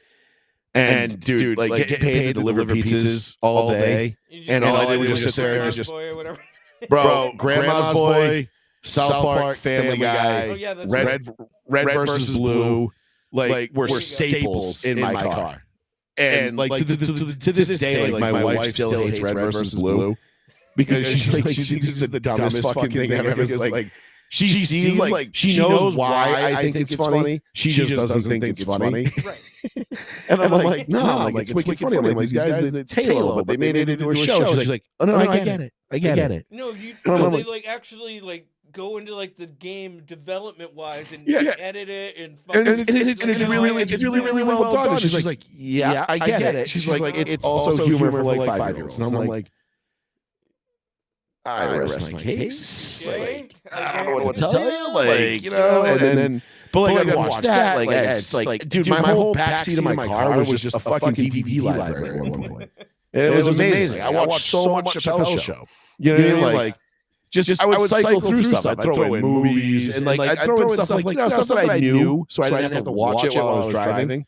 But like I remember one day, like I'm driving, I am drinking a coffee, driving a Standard. I'm on the phone while I'm watching something on TV, and I'm writing something down like the same time. And I'm on the phone like I was flying. You know what though? I was in control. And guess how many things I hit? Zero. Yeah. And never came close. That was the thing I think about. That was the thing I think about older cars too. Was like they made you drive. You had to pay attention to driving because you had to fucking know what your car was doing all the times. Like otherwise you're gonna fucking wreck it, and I couldn't afford to pay for a new one. So yeah, kiss my ass. Which brings it back to these flights. Like almost all of that is automated at this point in history as well. Yeah, autopilot is a big chunk of it. Yes, they have to still be there to be the human factor in case something goes wrong and they have to fix it. Well, you still got to take off and land the thing. But I mean, landing now is like basically big parts. But yeah, I was lucky enough that the last flights that I had a couple years ago, everything went off fine. It's just when I landed in D.C. for a layover, to get into another plane, which was supposed to take off within like 10 minutes of me getting there, got delayed because there were thunderstorms in the area, which we did see as we were coming in to land on the first flight, which is a wild. I mean, that happens. I mean, weather's weather. That's going to happen. You know what I mean? Like those kind of delays happen. The worst delay I ever had was we were flying home from Florida after a cruise, and like one of the panels in the ceiling was like kind of falling down a little bit, and this fucking guy, like 3 rows ahead of us, like he couldn't fucking help himself, like couldn't just fucking ignore it and just let it be, and just like fucking like just no, like don't touch that. No, he pulls on it. You know, the fucking thing falls down. Nothing happens. Just the fucking panel falls out of the ceiling. And I'm like, oh, that's fucking annoying. Now, keep in mind, this flight was late getting in. It had been delayed once, like coming from Mexico to Florida or whatever, and it was late getting in. And the pilots were getting close to being timed out. And like, I don't know how we knew this or whatever, but we knew this. So we had to like get the plane boarded. I think they said it. They were like, hey guys, like we need y'all to get like boarded and seated quick. Like the pilots are going to time out. As long as we're off the gate before they time out, we're good. But if we're on the gate and they time out, we're going to have to swap pilots, and that could take hours. And this flight could even get canceled. So because there are hours of service, which is what right, exactly. So then we get on the fucking plane, and this fucking guy starts funny fucking around with the thing in the ceiling. I'm like, guy, what are you doing? Like, stop fucking touching that. Like, just leave it alone. Because if you fucking break something, then we gotta fix it, and we're fucked. Like, sure enough, he breaks it. This guy comes on, right? This maintenance guy comes on with basically like the same tool that you would use to like put a spline into a screen, like a little rolly thing. Yeah. Comes in, puts a spline, like something in there, forces it up in there, panel closes. He's like, okay, full set. Puts the toolbox away, walks off the plane. Unfortunately, everybody, the pilot's timed out about 6 minutes ago, so we're going to have to deboard the plane. And I'm like, you, and I just yelled, I'm like, you motherfucker. And like, I'm just like, bullshit. I'm like, I wanted to choke the fucking guy that touched the fucking panel. Because you know, you're coming I would have home. followed him for a while in the airport. Well, Oh, dude, like, so we're motherfucker. So we're in the airport. We're like, do we book a hotel because we can't get home tonight? Luckily, they had like replacement pilots like on tap. They came in. It was like a 2-hour delay. Most of we were fucking gone. But like, still, it just pissed me the fuck off. Yeah. Because I'm like, dog. Like when I'm going home, I want to be home 10 minutes ago. Like I don't care if I just got to the airport. I want to be home 10 minutes ago. I want to be in my house. Yeah. My dog. That's the phase and my cat that you're in. It's like, okay, yeah, I'm already in my mind. Vacation's over. I'm home. Like, get me home. And this dude fucking ruined that and fucking cost me. And plus, we've been delayed for like 6 hours already at that point. Christ. And I'm like, I almost lost my shit. But no, flying is just such a frustrating thing. And then to know that like I could die because something stupid happens, like a Black Hawk helicopter is hovering directly in our approach path for no fucking reason, just boggles my fucking mind. Like I can't with that. And again, like you said, I don't think there's anything nefarious about this. I think it was just user error and human error. Like, yeah, and a lot of good will come from this. I know that.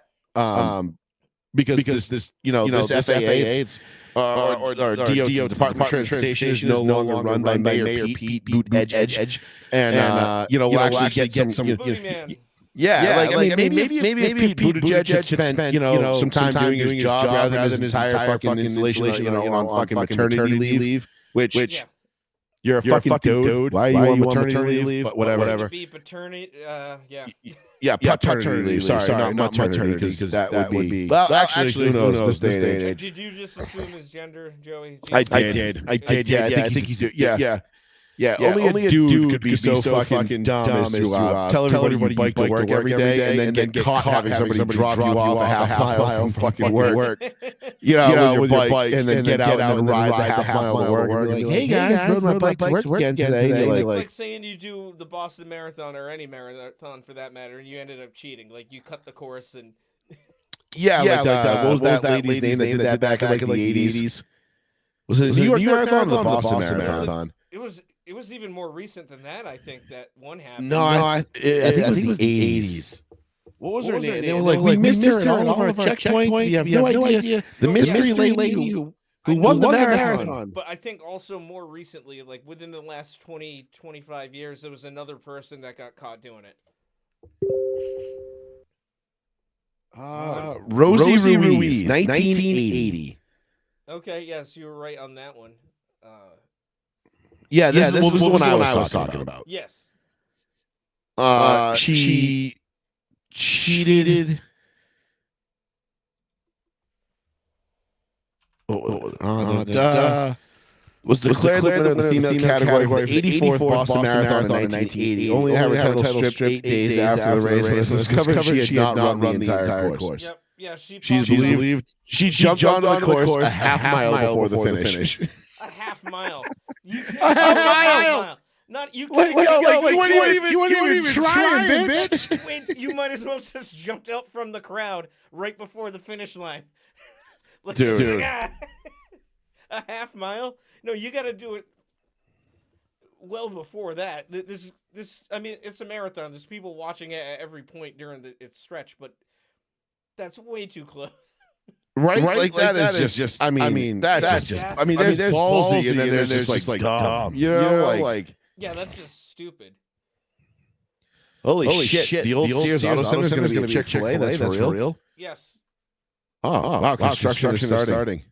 Yeah, they finally have it. Like they were doing some. It looked like utility work a couple of weeks ago. Well, that's a problem. But yeah, that's a problem. They're starting on it. Oh yeah. Now that's going to be a real problem. Yeah, on Sundays when they're not open because. That's when I do my shopping too. I'm shopping on Saturdays now. Because I go to Aldi as you go to Aldi on Sundays. I'm at the store on Saturdays. The wife there on a Saturday. Oh yeah, that's right. I usually go on Saturdays, but sometimes I'll go on Sundays. It depends, how my weekend plays out. But yeah, Aldi's it's great. gonna be trouble having one this close now. Yeah, because like Popeyes is like just far enough out of the way for me. Like I don't ever go to that end of town really for anything. So I'm never like driving. I don't drive. Like I don't go to Market Basket. Like if I went to Market Basket, Popeyes would be a problem. Popeyes to me is a superior chicken spot. Oh, okay, like fair enough. I think their sandwiches are better. Oh, Their fried chicken is certainly better. You get a three-piece out of Popeyes, bro. Like that shit's fucking, that's heaven on a plate. Like that is in a I was box. craving for their wings the other day, and I got their wings. They're so small, good. but they don't disappoint. They slap. The flavor is just Don't expect gargantuan Rose Alley wings from them. They're a fast food restaurant. Mm-hmm. But they fucking fuck, bro. Like the flavor profile is exactly what I want. It's exactly. And before I was in the area, I was like, I'm getting 12 wings right now. Just 12. But I think fries. Between the chicken spots, I'm more of a Popeyes guy. Chick-fil-A's good. Mm-hmm. But like the thing is like Chick-fil-A was always in Seekonk. So I had to like need a reason to go there. Yeah, I don't now that it's right I happen to be going Dartmouth though, like fuck, dude, like now that it's right there, I'm not gonna need much of a reason to stop there. Yeah. And get some chicken there a lot. It's their chick. I like their chicken sandwich more than I like Popeye's chicken sandwich. See, I prefer Popeyes to Chick-fil-A's. And I think they did it better. Okay, that's honestly, or at least let me put it this way: if both are equal distance and equal time to get to and get in and out of, you're going to Popeyes. I'm going to Popeyes. That's fair. If Chick-fil-A is closer and it's easier and it's more accessible, it's right there. Okay. I'm not going to say I'm going to settle for Chick-fil-A, but because it's still better than McDonald's or Burger King or even KFC in terms of a chicken sandwich. And honestly, Wendy's used to be the king of the spicy chicken sandwich, and they've fallen off so hard. I got one of those today actually because I was in a pinch. And I every couple of months, maybe like once a year, I'll hit up Wendy's and I'll get a number 6 no tomato, and just check. And it just it never quite.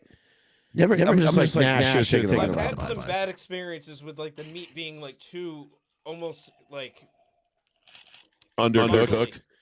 Right. Really, what the fuck was this? What kind of chicken was this? When you bite into it, it's like it's not as tender. It was like biting into a piece of thick cheese. Like it had that kind of bite to it. And it's like, I've had that before. It's like that Family Guy episode with the pig that's all jacked, and he's like punches Peter. He's like oink. Yeah, exactly. That's too much resistance here.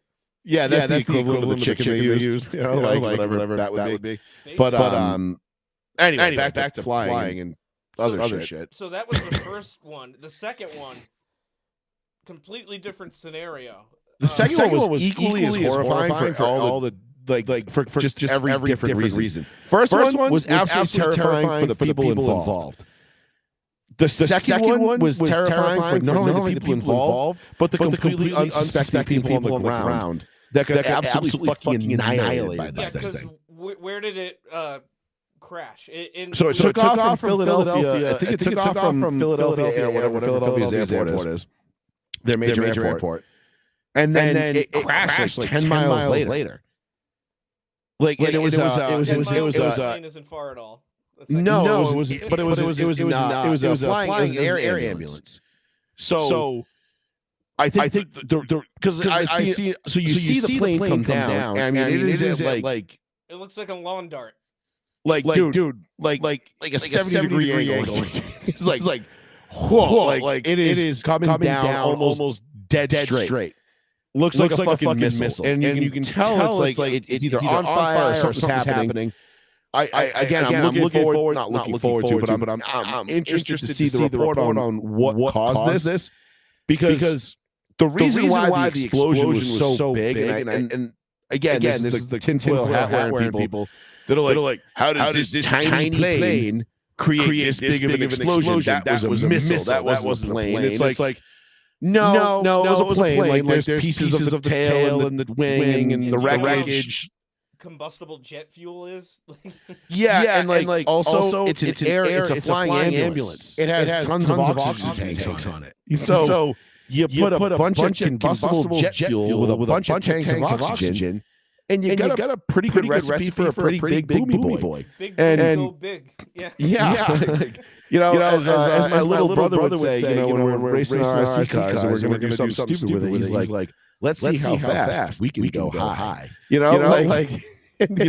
Which is his way of saying we're gonna fucking send it and we don't care if it breaks. Yeah. So that's like the way this plane came in though, dude, it was like it came in fucking smoking, dude. And one of the most horrific videos I saw, and I'm sure everybody else saw it. And if you haven't seen it, I'll find it and I'll send it to you. Is there's a guy and I don't know why, I don't know if he's filming something and then the plane crashes. And the first word out of his mouth, Allah Akbar, and you're like, what? Huh? You're like, and then you're like, God damn, and he's like, oh my god, what is this? And then you see the flames and cars like dipping away from the flames, and then you just see a person just like staggering, like walking. Completely ablaze, like on fire, like something in a movie, like straight out of a fucking like the guy in movie. RoboCop who gets the toxic waste dumped on him. He's like, but he's on fire instead. Yeah, it was. I can't even put it like I know there's a scene in a movie. Like it was like Saving Private Ryan when the when the guys are jumping out of the fucking pillbox on fire, they're running around like on fire. They hit the flamethrower. Like I'm like, oh my god, like that's a person who was just standing there minding their own fucking business 30 seconds ago, and this plane just slams into the ground. It wasn't like an airfield or like no. It was this is a congested neighborhood. Yeah, like you just see the crater in the street it left. Like it's fucking insane, dude. Yeah, the collateral damage on that one is definitely higher than in the previous, and not to take anything away from the tragedy that was, of course. No, like, the thing is like that one tragedy was all the people on the plane and the helicopter died, and that fucking sucks. Mm-hmm. This one was just like, dude, there's a video from somebody's ring doorbell. They're walking out the door, and you just see an explosion on the other side of the building. They run back in the house. Like, what the fuck? Like, dude, it's fucking nuts. The neighborhood was turning into shit when they started letting all the Mexicans here. Like, God damn it! It's like or just like the Russians are nuking us.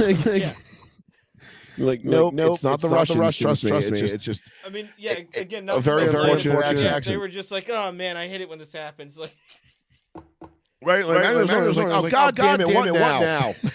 Yeah, like that's like if you live close to an airport, like if you live near like Green in Warwick or something. Right. That would have been my reaction to it. I just like throwing my hands up and like, what now? What the fuck, guys? What are we doing?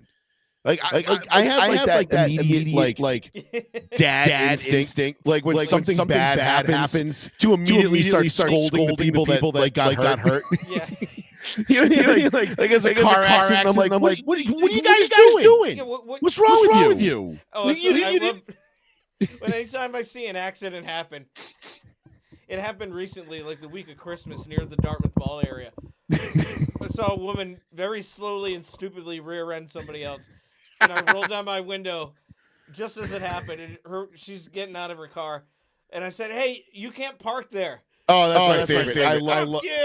I yelled at it, dude. The day I bought my new car. Not new. It was new to me. But like the day I came home from Avon, my new car. My brother had brought me up there and giving me a ride. He was following me. And we're coming down and we're getting off 24 onto 140. And all the construction that's going on right there and everything. So there's like all the Jersey barriers dividing the lanes and everything like that, whatever. So I look over and there's a fucking Jeep, of course. It's either a Jeep or an Altima. And it's a Jeep. And the Jeep's left side is like hung on the Jersey barrier. So like it's like three of its four tires are off the ground. Okay. And it's stuck. Like it's like not turtle, but like it's like everything's off the ground, so it's bottomed out, and like it can't move. So they gotta get there. I don't know what came over me. There's like all the troopers, all the cops, everyone's there, and I rolled down my window and I was like, bro, you can't park there. I know it's a Jeep thing, but you can't park there. And I swear to God, one of the troopers started fucking dying laughing. Yeah. And I just kept cruising there, flipping me off, and my brother's like, "Yo, you just yell something." Like, he calls me, he's like, "Say something." Like, yeah, because you know, like Jeep people be like, "Yeah, park the Jeep up, like all twisty, like crazy, and it's a Jeep thing." Yeah, you know, like that. Yeah, most of them. And so I'm like, dying, like, the Jeep wave, like, here's the duck. Dude, fuck off. Like, it's just a car. Like, I thought that was a regional thing until I went to Kansas City, and then I saw that all the Jeeps out there had ducks too, and I'm like, oh, dude, my Jeep thing. My sister-in-law drives a Jeep. And my brother's like, fucking driving this fucking thing around. He's like, every fucking Jeep we drive by, they got to beep and wave at me. And I'm like, who do I know? Like, what's going on? I forget what I'm driving. Like the biker hand signal to each yeah. He's like, no matter where we fucking park, we come out, there's a goddamn fucking duck on the fucking hood. I'm like, fuck is this shit? Why did this start? Like, Jesus Christ. Right? Is that like their upside down pineapple? Like, is that what it is for Jeep people? Like, they're like, would you like the dock? Because that's what I'm into. You know. I don't know. But you want to get in on this? On docking. It is the only way. But it just I don't know. It's fucking funny. But like I yelled that on the highway that day, and I saw one trooper I saw turn away from the people and just started fucking laughing. And I was like, all right, cool. Like, I'm not gonna get it because I just bought the car. Like, I had no inspection sticker on it. I think I actually had a tail light out. I don't know why they let me drive a lot like that, but whatever. There. All well that ends well. And but I'm like, I totally got pulled over for a lot of reasons. And narrowly avoided an accident. Yeah. Yeah. And it's just like, I'm just like, yo, like I know it's a Jeep thing, but you can't park there. Because the way the Jeep was just like up on the barriers. I'm like, of course it is. Because of course the Jeep is up on the barriers. Like it couldn't just be in the barrier and wrecked like off the side. No, it's gonna be up on it. All dramatically, like it's right. Like my brother did a fucking golf cart one time. Like we were out there, like we're off the, but we're off the woods. Yeah, we're off the woods. And we're like looking for my ball. I'm like, oh, there it is. And instead of like just pulling around the rock that's in front of us, he drives straight up on it. So like two of the wheels are off the ground, and the thing is leaning. And I'm like, fuck, and I hop out. I'm like, what the fuck is wrong with you? He's like, it's a Jeep thing. You're an asshole. Anyway, I digest. Yes, but I mean, all Jeep weird behavior notwithstanding. Yeah. That second one, I don't know. That was terrifying. Dude. That thing came in like a fucking and I know there was a very small contingent of people. It was like 6 people, and they were transporting like a critically like the patient. There was a patient on board. I think it was a young patient, like 6 years old, who had like some sort of like crazy health issue and needed to be flown somewhere else. And the mother. And then like 4 EMTs or whatever, like the 2 pilots and 2 EMTs. And I'm like, be like in that small of a plane. Like I've been in smaller planes, like commercial airliners, like DC-9s. I think they're like pretty small compared to like the 27s they usually get on. Yep. And like you can when they start to like pitch down on approach. Like you can see like the pitch and you feel everything. Like, whoa, like you know what I mean? Like you feel things you don't feel in a bigger plane. And I'm like, holy fuck, like you can feel every movement of this thing. And I'm like, it terrifies me, obviously. And I'm like, what the fuck? And I can only imagine being in that small of a plane.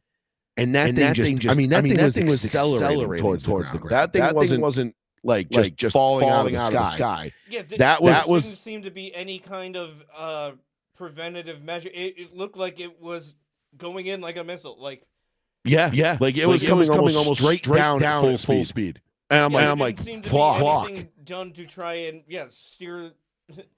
No, which makes me think like there was some sort of catastrophic failure inside. Like could have been like a spark that ignited oxygen and caused an explosion inside the cabin and knocked out the pilot and he just falls forward onto the fucking controls and that's it. Nose down, bitch. Like damn, like crazy. Like I hope for all like everyone on boards.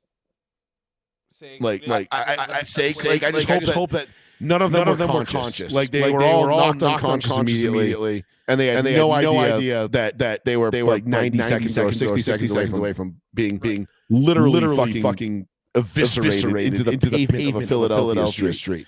Which also I can't think of a worse place to die. Philly. Like the corner of a fucking like rundown Philadelphia neighborhood. Like Like really, like yeah, like I couldn't crash in like the Caribbean Sea or something. Like God damn, dude, like at least it'd be nice for the rescue and first responders that show up to be in a nice place. Like at least the water's reminds them that they're in shitty Philadelphia. I know. That shit was absolutely fucking crazy. I felt like the person walking out of the explosion on fire, like and they're like slow motion, like zombie walking. I was like, oh my god, dude. It's wild. It was plumb wild. Plumb wild, I'll tell you what.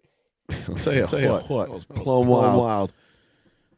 Jesus Christ. Me ma tried. She sure did. We'll just have to wait and see what happens, with the ongoing investigations in both of these accidents. That's the biggest thing. Is just give it time. Like you're for all the people that like I love the people that try to like put this on Trump. They try to gain have a perspective and prognosticate like what happened and everything else. It's like bro, like you're so much better off just waiting and being right than you are jumping the gun and being wrong. Like better to be right than be first, in my opinion. But oh yes, absolutely.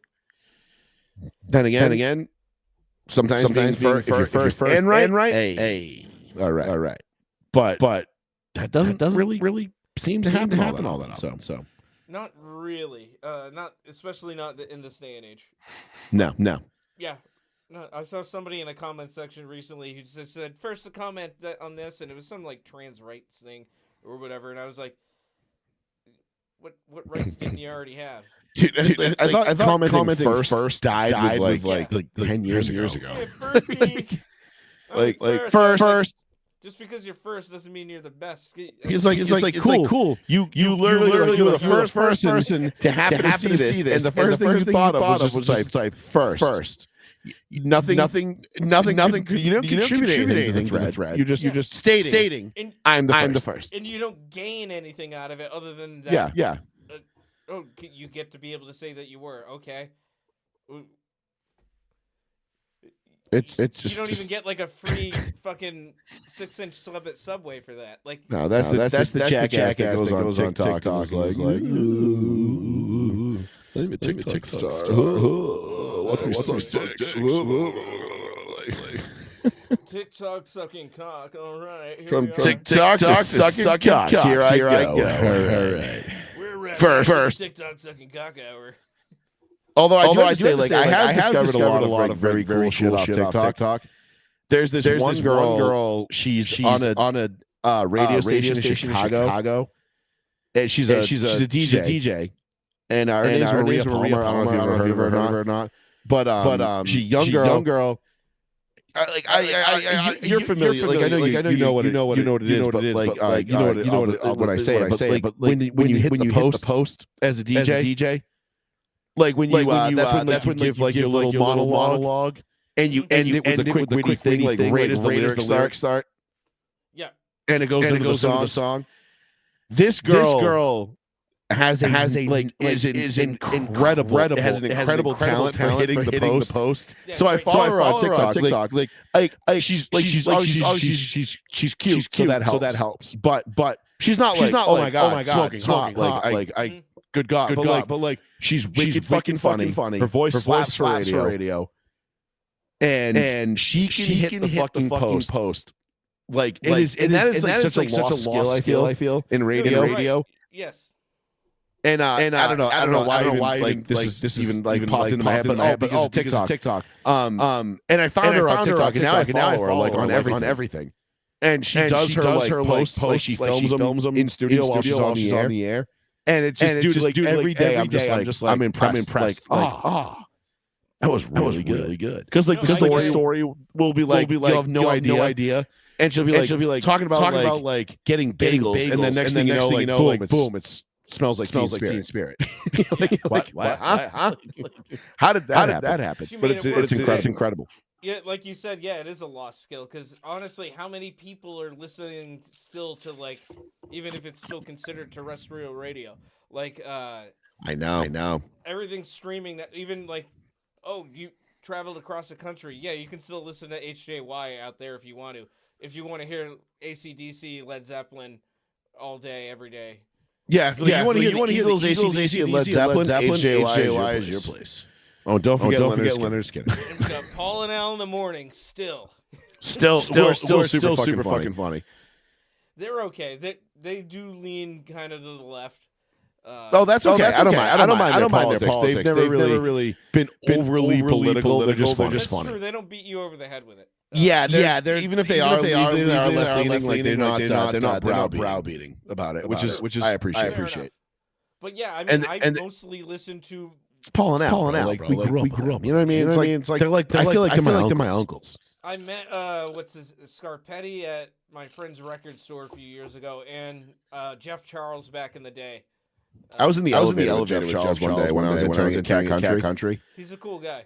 He is. He's really cool. The whole like I mean, you want to talk about contact high in the elevator? Oh yeah. I was like, hope they don't piss test me. And I was in the elevator with Jeff Charles. And like, that explains. Okay.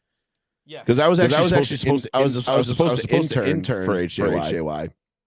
And I was supposed to intern for WEEI. And I got in the internship there. I got in the interview, and I was on my way to the interview. And car accident snowed. Like we got like out of nowhere, like 8 to 10 inch fucking snowstorm, like in the middle of the afternoon commute. And I was like, fuck you, dude. Like I'm going. Like I'm not taking no for an answer. Come hell or high water, I'm going on this interview.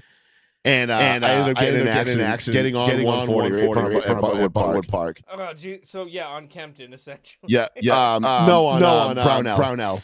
Okay. And I ended up my car was fucked. I couldn't get there. Mm-hmm. So I missed out on that. And then they were like, HJY was like, okay, we got one spot open. Like, you want it? And I was like, yeah. You come for an interview? Like, sure. By the time I got to the interview, they're like, sorry, we filled the position. Fuck. All right. And that's how I ended up in Cat Country because they were the only place. Building, right? Right up. I think we were third floor, and HJR was the fourth floor. Yeah. So I ended up doing that. Or maybe at the time, at least, like brother sister companies. So like, kind of. Yeah, I think they were. Yeah, I think Viacom both of them. Right. And but I'm glad I went to Cat Country. I met a lot of people that I'm actually still friends with. You know, from there. And it taught me a lot too. Actually, I did the morning show for the whole summer. And Chris and Eric, the guy Matt was their stage name, but it was Chris and Eric. They were so cool to me. They were so awesome. And they both told me like, do not become a DJ. like the worst fucking gig ever. Like it sucks. It's just a stepping stone. Like we just fell into it and did it because it's like. Oops, I got hired, and now I'm making money, and now I have to do it. They're like, don't come into it. I'm like, well, no, I want to do sports radio. And they're like, yeah, cool, man. Enjoy doing like, midnight 4 a.m. for the first 5 years of your career. And then maybe somebody will like you enough, you're piss enough ass to get onto a decent, time slot or whatever, if you're good enough. Yeah, like maybe mid-morning or something. Like, good luck with all that. And they're like, don't bother. After the work commute from like to work, and then not exactly the work, ride home commute. Yeah, you'd be doing like the Dale Arnold and Rich Keefe time slot, and which honestly, Rich Keefe, one of my favorites, love him to death. He's fucking awesome, but. I ended up doing that, and then as I was in Cat Country, they were like, I met a sales guy who was in the sales department, and he was selling advertising and all this other shit. He's like, best thing I ever did. He goes, I make way more money. I make my own hours.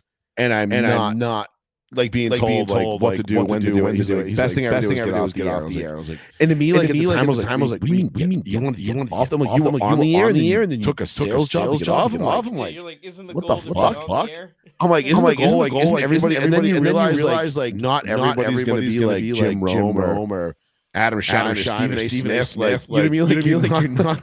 Those guys are far in between. Stephen A. Smith. Yeah, no, I know. And listen, Stephen A. Smith in his heyday. And in his heyday, he was the fucking man because he was so fucking tied in that he had scoops and stories and like that dude. I respect the fuck out of him. He's become like a a corporate mouthpiece now, and he's watered down, and I don't really. But if you can get like Stephen A. Smith just to do his job raw and just say what he actually thinks, it's a good time. Yeah. It is. I know he portrays like he actually thinks it, but it's like, dude, come on, like you're just going on there fucking like spouting fucking race baiting bullshit all day. Like you're better than this. But I digress. But that summer I interned at Cat Country, I was like, that was the time I mistook Miranda Lambert for an intern. That was funny. She was like in the waiting room, and like I see this pretty attractive blonde girl. And I'm thinking, oh, nice, like new intern, like must be coming for like you know mid semester, like summer semester, whatever. Maybe she's hopping on, like that's whatever. what she just kind of looks like. She's yeah, and she was like good looking girl. I'm like, cool, like this could be fun. You know what I mean? Like not interested, but like you know, I'm like, all right, like bet. Somebody new is around. So I walk over to her and I was like, she's in the waiting room by herself. I'm like, hey, you all essentially, oh yeah, I'm fine. I was like, are you waiting for an interview? Like, are you one of the new interns or like what's just? Oh no, I'm just here to record a promo for my album. And I'm like, you're what? And then I look over and I can see the two girls at the desk, like the front desk, fucking dying laughing. And I'm like, oh, you're a new album, huh? And she's like, yeah, it's record. How are you? I'm Miranda. I'm like, Carrie Underwood, right? And I'm like, oh, nice to meet you, whatever. I had no fucking idea who she was. Like at that very moment, and they're like, you know who Miranda Lambert is? I'm like, no. They're like, you work. They're like, you've been working here for fucking like months now. Like, how do you not know who Miranda Lambert is? I'm like, guy, I don't fucking listen to this shit. It's like I just work here. I'm like, I don't care. Yeah. I was like, this music sucks. It's like the only person I fucking liked that I met that whole fucking time. That was an artist, Cowboy Troy. He was the only black country artist in the country. It was fucking awesome. And he was exactly how you would expect him to be. And he was so it's not like you're going out of your way to listen to that music. It's like when I go to one of these liquor stores now. I can't remember the girl's name. Because yeah, right. Listen to this. It just happens to be on while I'm here. Right. And I'm like, okay, cool. More indie music. But no, I mistook her for the intern. And I can't remember the girl's name who was working the front desk at the time. She was super cute. She had like short curly blonde hair, blue eyes. She was wicked funny. Like wicked funny fucking kid. I can't say she was older than me at the time. She was funny as hell. And she gave me shit the entire fucking summer from there on out. Like about that whole thing. Like that, never let me live that one down. Yeah, she did not let me live that one down. And it was she was funny as fuck about it too. Like I trying to think how she put it one day. And keep like bringing it up in different ways. Oh, dude, just be like, remember that time you was the biggest stars. Like I think we went to Country Fest, and she was there part of the team. Like we were working like doing like handing out stickers and shit, walking in the parking lot.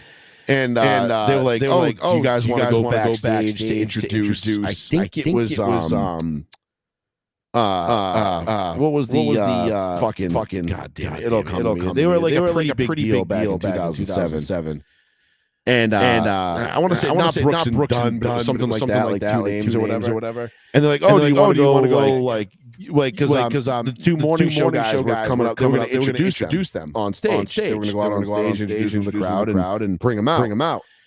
And they're like, do you guys want to go backstage and do all that and this and that? And I was just like, no. And I can't remember her name. She looks. She goes. Yeah. We don't want Joey fucking nasty. They want a fucking internship or whatever. She put it. Well, like I was like, fuck you. I'm like, and this is like the last week of my internship. Country Fest, the last big event of the year. And then it was August, and then like school started. The semester was over. So this is like the last big event of the year, and like she's still fucking like fired in that last thing. And I was like, oh, go fuck yourself. That was like fucking 10 weeks ago now. Leave me alone. People don't forget. Nah, and she was good about it too. She did not let me live it down. It was funny. No, that's funny though. Yeah. But yeah, Miranda Lambert for an intern. That was probably like the highlight of my year was that semester was going to the Rhode Island Air Show at Quonset. Because they basically hung out, like worked the booth for a little bit, like handed shit out, and we were like, they're like, all right, go enjoy the air show. We're done. Sweet. And yeah, I get to watch Blue Angels and that whole thing. It was super fucking rad. Yeah, it was dope. I loved it. It was cool.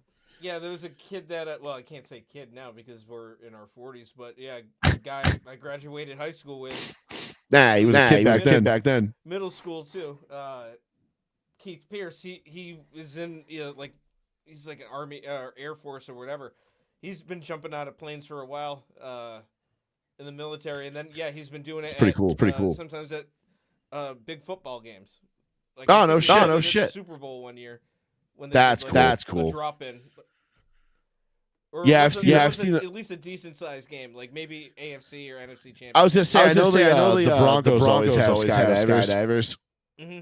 That do that they come in with they get the smoke canister on their ankles. They'll like parachute right in the middle, like 50. And it's the other guys did it. They did fucking rad. Mm-hmm. It was it's badass. And then he it is. Field, takes off his helmet and he's like, "Oh shit, it's Keith." Yeah. Hey, I know that guy. Yeah. He was on my fucking little league team. That's so funny. We were the Yankees, which much to my Yankees of me and my dad. He's like, "Fuck, I gotta wear that hat because my dad was gonna be like the scorekeeper." Yeah. He's like, fuck. Could have. He's just looking at you all mad. He's like, you got drafted by the fucking Twins, you bum. Any other team but that. I'm like, I'm sorry. Because if you remember back in Little League, the Twins were the bomb squad. Well, because insider fucking influence. Let's not sugarcoat. That was a hand squad for sure. Love the DYAA, so I don't want to get in the bad graces of. I love DY, man. Everything about it. But the way they assembled that fucking squad every year was fucking ridiculous. Like they had Neil Avery. You had the fucking Robbins twins, like Chucky. Yeah, I'm like. Yeah, I'm like, what the fuck, dude? I'm like, you guys are fucking assholes. Yeah. Like your worst pitcher is like would be like our number two. Number two. Because we had Cole. Cole was our number one pitcher, and Cole was nasty.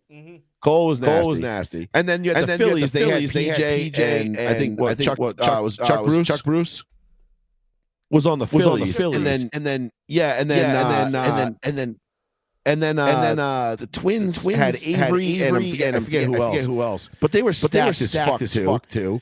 And like athletes all over the place. And you're like, dude, fuck, like you guys suck. Fuck you. What was good, and it's like, but what to what end? Like we're all kids from the same town. Like, what good luck getting a fucking call against the Twins. Like Jesus Christ, dude. Yeah. I mean, I remember balls hitting the fucking dirt in front of the plate, and got called a strike. And you remember Dexter, Greg? Yes. Yeah, so he was on my team, and he struck out because the ball fucking one in front of the plate, and the ref called it a strike. He was like, "Are you kidding me?" He tossed him. He didn't even like swing, like not even fucking the bat never left his shoulder. Watched it bounce. Like the catcher almost missed it, and he's like, "What the fuck?" And so he starts barking, and then Thatcher, Cole's dad, was our coach, comes out, and he starts fucking yelling at the ref, and then Dougie gets thrown out. Dougie Fresh gets thrown out of the game, and they kick him out. And then I think it was Ben Affleck's dad. Mr. Adney had to come in. Like was the assistant at that point. I think. No, it wasn't him. It was somebody else. Who was it? Who was it? It was fucking Kyle DeCambra's dad. Oh yeah. It was Shit, Mr. Kyle. DeCambra. Mr. DeCambra fucking was the assistant. He ended up finishing the game. Doug gets thrown out. He's on the other side watching. Greg goes over and kicks a fucking hole straight through a trash bag, like a barrel, like one of those blue barrels. He's like, this is bullshit. He kicks the barrel, breaks it, puts a hole through it. The ref goes over. He starts berating Doug. You see what you're doing to your kids? You're winding your kids up and this and that. And meanwhile, we're all like, yeah, but you sucked that ball, hit fucking 6 in front of the plate. Fuck you. Like, Terrible call. dude, they almost canceled the game in like the fifth inning, fourth inning, because it was like we were getting so out of control. And I mean, we were getting smoked, so it didn't matter. Like, I never saw anything that bad happen. fucking awesome, dude. It's probably my favorite fucking little league game ever. Because there was no expectation. It was just like playing mad. And I think that was the game I hit my first home run. Or I hit a home run. Nice. And it was like 42-1. Like we got mercy pretty quick after all that happened. But it was funny as shit. I remember Doug just losing his mind. And he's probably not proud of that moment. Looking back at it, he's probably early 40s, maybe 40 at that point. And he's looking probably, and Cole and Shane were on the team, and me and like Tommy Alphonse was on that team. My brother, like we had a bomb. We had a pretty good squad. We were like a perennial fourth place team. Like just like forever. Like we were never going to beat the Twins, the Phillies, or the Yankees. And it was just like we were just always like kind of there because we had Cole, and he was pretty much a guaranteed win every time he went out. And it was so fucking funny, bro. I remember that day like it was yesterday. Kyle DeCambra was on the team too, which. Just talk about a fucking name from the past. Like, dude, I used to hang out with him a lot back in the day too. But I remember he was cheering on fucking. He was a good guy back then. John Gibbs, who at the time, before he became a giant mess, was a pretty decent pitcher for the Expos. Expos, right? He played with show up and be like Expos. Dude, Kyle was fucking funny, dude. Yeah, he was kind of a punk, but he was fucking funny. Like, shit, dude, I'd be hanging out with him all the time in high school. I remember the day he fucking dropped out senior year, like maybe a month or two before graduation, gym class. He's like, "Yeah, I'm just dropping out. I'm grabbing like my clothes from my locker." We're like, "Oh, you're just dropping out like that?" Like, dude, we hang out every morning smoking weed. Why not? He's like, "Oh yeah, I'm just quitting." Also, you don't just want to wait 3 weeks until we're done. It was like a month or two, but it was like we're right there. Like you just spent 3.8 years here. You might as well round it. Yeah, why give? It's so close. Like, and I don't think he was in jeopardy of failing, or maybe he was. Maybe. I don't know. I didn't know that well. But like I remember from being on my baseball team, and then I remember from playing paintball at Malta's house out on Fisher Road, and like dude, he was fucking funny, dude. He was just a ball buster to no end. Oh, absolutely, he was fun. He's one of those guys though, I think, who isn't on social media, because I hear about him every once in a while from people that are still mutual friends with. I ran into him enough, like at the feast years ago. I don't even know if I would know if he walked up to me tomorrow. I don't think I've seen him since 8th grade, 9th grade. You know what I mean? Like I don't even know what he would look like. So, but I remember his dad. I remember when he was on my team. He was like one of the first kids that had a fucking beard. You know, one of those kids had like a beard in 6th grade. Fuck. Yeah, same with like he was also in my grade. Another kid, John Sylvia. He had like a full-on beard in like 6th grade. Yeah, I remember that kid. He was already losing his hair on his head, like male pattern baldness. Was that the kid we called Wolfman? Maybe. Might have been Wolf. I think it was. He had a younger brother too. That might have been in your grade. Maybe. Okay. Yeah, he was. Yeah, he was. We call him Wolfman because he had a beard, like a full beard by like 8th grade. Yeah, it's like fuck. Jesus. Oh man, you got really high testosterone. Like basically. Yeah. I mean, hey, good for you. Like But yeah, Hope you're that gonna benefits be you, bald benefits you, in but- like college. Yeah. You're accelerating through that phase. You're gonna look 40 when you're 24. Right. Unbelievable. Like, oh What man, up? how's that divorce going and second mortgage? It looks like it's being rough. He's like, no, man, I'm a fucking like sophomore in college.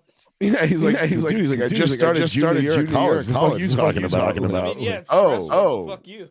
Yeah. Like, man, I'm part of the C's get degrees, crew. So I'm a little stressed because I got to stay off the beat. I got to stay off academic probation. No, that's about it. Otherwise, I'm gravy, baby. Hell yeah. Shit. So is there anything other major that we wanted to go over? I mean, Not anything crazy. I mean, obviously the tariff thing and all that shit. But that's minutia. It's gonna be. I loved responding to somebody today that was like, "Oh, take that, America. They're Canadian." And then I posted a thing said, "Really, you want to go there?" And it showed like the value of their dollar. Yeah. Ours. That's fucking. Their whole economy is crashing. It's like we joke about you guys becoming the 51st state, but we're not really joking. That's actually a good thing that could happen. It was at Family Guy. Peter's like, oh yeah, Simpsons. Fucking Homer refers to Canada as America's hat. Yeah, America's hat. They're respectful, ethically respectful, shitty tundra. Yep, we'll let them keep whatever they want up there. It's. I mean, obviously didn't they just get a good deal on actually being able to run some pipelines? I think so. I think so. Trudeau steps down in about 6 weeks. He's done. Right. He's done. They're He's getting rid of stepping that down. finally. Yeah, he's So fucking Fidel's kid. Can't glad wait to see what that. he does for, Halloween this year. Oh yeah. It'll be. Maybe he'll go as a what do they use? The king up there? I don't know. Maybe he'll go as the king of Canada. Yeah. Look at me. Gonna do another blackface thing. Oh, he could do that too. Yeah, that's right. Yeah, Forgot about that. Yeah, blackface thing. Just got swept right on the rug. He'll be Zendaya's character from that movie about her playing tennis and fucking two guys like at the same like. Fucking love it. Fucking love it. It's like, oh yeah, it's that. I like Canada, but then I watched the video the Toronto Maple Leafs game the other night. They played the American national anthem, the whole crowd booed. And I'm like, shut the fuck up! Like you guys, what do you think we fucking care if you boo us? You're fucking Canada, bro. Like y'all, when was the last time y'all even won a Stanley Cup? God damn, fuck off. We do everything better than you. Granted, hockey will always be synonymous with Canada, but we don't need you. Yeah, right. Exactly. Like if we eliminated all the Canadian teams from the NHL, I don't think anybody would care. I mean, I like seeing basically all of them lose, especially the Habs. But I love watching them lose. Like I always love when there's a Canadian team in the Stanley Cup Finals against an American team. And the American team dicks on them and dunks on them. I'm like, ha. You guys suck at your own sport. Oh, yeah, dude, when the Bruins beat the Canucks in 2011, that was great. Oh, that was fantastic. With that fucking Luongo in the goal, and they dropped 7 on his ass. And then they destroy their city. Yeah, and then they burn down the. Yeah. It's like nothing says. I mean, like at least they destroyed their city because they lost. Unlike most teams, they were like, we thought we were going to win, and we had plans to fuck the city up. So we're doing this. Right. And Vancouver's a beautiful city, very nice, very modern. You know. But yeah, fuck that team. But yeah, fuck them. I mean, fuck all Canadian teams, honestly. I don't give a shit. I remember going to Montreal. I'd never watched a fucking minute of hockey in my life. Wearing Peel's Pub and the Bruins and playing the Canadians. I became the biggest Bruins fan you ever met that day. I may have been fucking Seabass's kid. Hell yeah. I've been to Montreal more than any other place in Canada. And I love it. I've been twice. Yeah, same. But it feels like what New York City could be on a little smaller scale, obviously. or much smaller in some degrees, but it was Yeah, clean. yeah. Everybody was nice. Yeah. I would say everybody was nice. They were tolerant to a degree because Well, they this was knew. early But 2000s for me, so if it might be a different. yeah, story. when we went. 04 wasn't bad. When I went for the first time, I went in 04. It wasn't terrible. When we went in 07, you could. There was a different vibe to that city at that point. Like they were mad at America again for whatever reason. Well, like, dude, the only reason you guys even are allowed to exist is because we are. So fuck off. But like they knew we were American, and they treated us like we were American, and they knew it. Like it was a different vibe in 07 when we went. It was totally different. Totally different. Treated us because our money was still better than theirs at that point, and so Yeah. they see the tourist dollars. Also, I was a college kid, so yeah. Trust me, man. $10 American for a lap dance, which was like $7 Canadian, which was like whatever it was. And the exchange rate, it was like only $7 American, $10 $7 American. And I remember just going and being like, how about 3 for 20? And like they're like, sure, that sounds good. like sweet, saved a buck. And I got three lap dances from a stripper who was probably like a 17 out of 10 because for some reason Canada has the hottest strippers I've ever seen in my entire life. So dude, St. Catherine Street.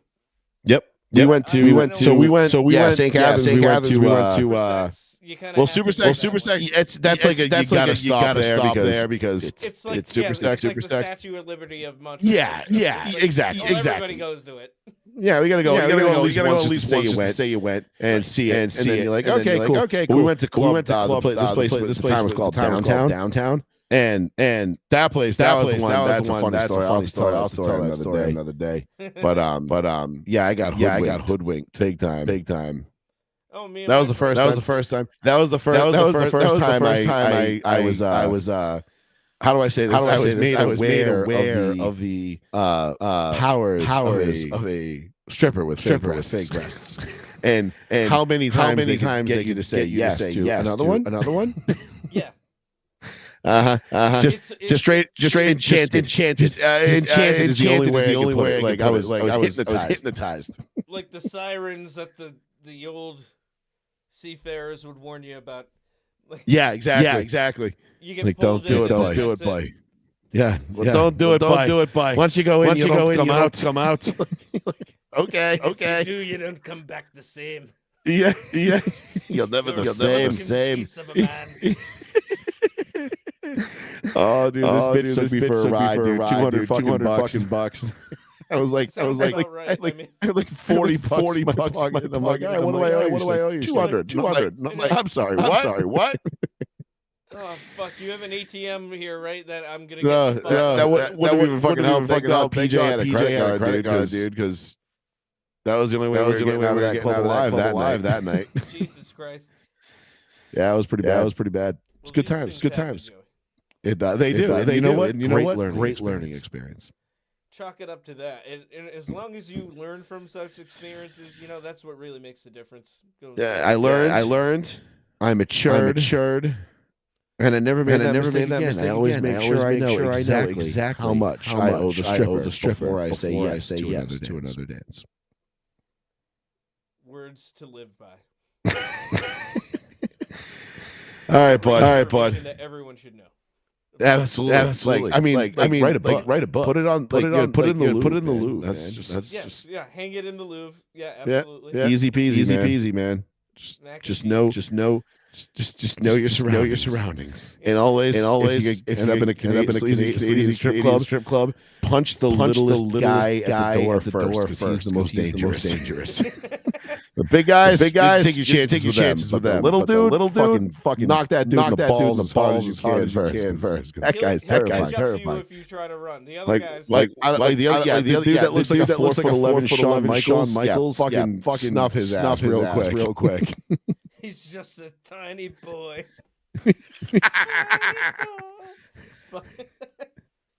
He's your tiny boy. At that size. Oh God, I fucking love it. Good times. All right, That's bud. what All you right, can bud. expect here on the adult table, folks. Yeah, that's what we do. That's here. what we do. Nonsense. Here. Nonsense. Absolutely. And occasionally, Yeah, occasionally education. by the way, great hat. Forgot to say that earlier. The Ultimate Warrior. Oh, thank you. Oh, thank yes. you. Yes. This is my new favorite. My hat, new favorite so. hat. So I needed a new violently, violently bright, vibrant, colorful hat for my golf tournaments this year, and There I you saw go. this, and I was like, that checks off so many boxes. So It's pretty fucking great, man. Gotta say that. I love it. I love it. Yeah, I think it's fucking dope. It works, and you can pull it off. Thanks. Should look good on the links there. It always does. It always does. Well, good luck to you on that, and good luck to everybody else in this next coming week. As far as I know, we will be back here next week, same time. Next week I might not be able to do next week. We'll have to play this one by ear. I got to see what the boys want to do. Because I fly out. Yeah, I leave on Tuesday morning at like 3 a.m. For Florida for Daytona. Yeah. So we have no real one on Tuesday next week. So I got to see if the boys can do it Monday. Because it's obviously the Super Bowl show. That works, yeah. If we have to take another week off, that's fine. But I might just do a solo thing on my own that night, and then just to kind of recap, and then maybe we can just do this afterwards. So I'll let you know. Yeah, I'll be in touch for sure. Yeah, if not, that's still cool. We'll just pick up where we left off the following week. Yes, but I enjoy this show. So absolutely, yeah. We went long on this one, and it was good. I don't mind. Long, it's good. It's girthy. Long as it's girthy.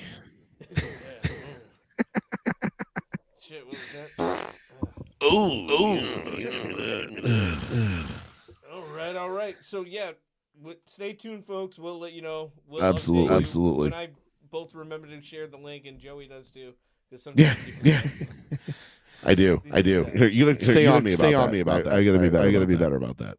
Hey, I'm making my personal If goal to be it's not better. me, it'll be somebody else. Because once Yes, we're up and yes. running, I'm not looking at it either until we're done, basically. Right, no shit. Well, we gotta do it beforehand. That's the key. Yes. Well, until next time, folks, and Joey, you have yourself a good one. Have a safe I will. next week, I will. because I don't talk to you until after that. Sounds good, buddy. All right, brother. Have a good one. All right, brother. Take it easy. Peace out, everybody. Later, everyone.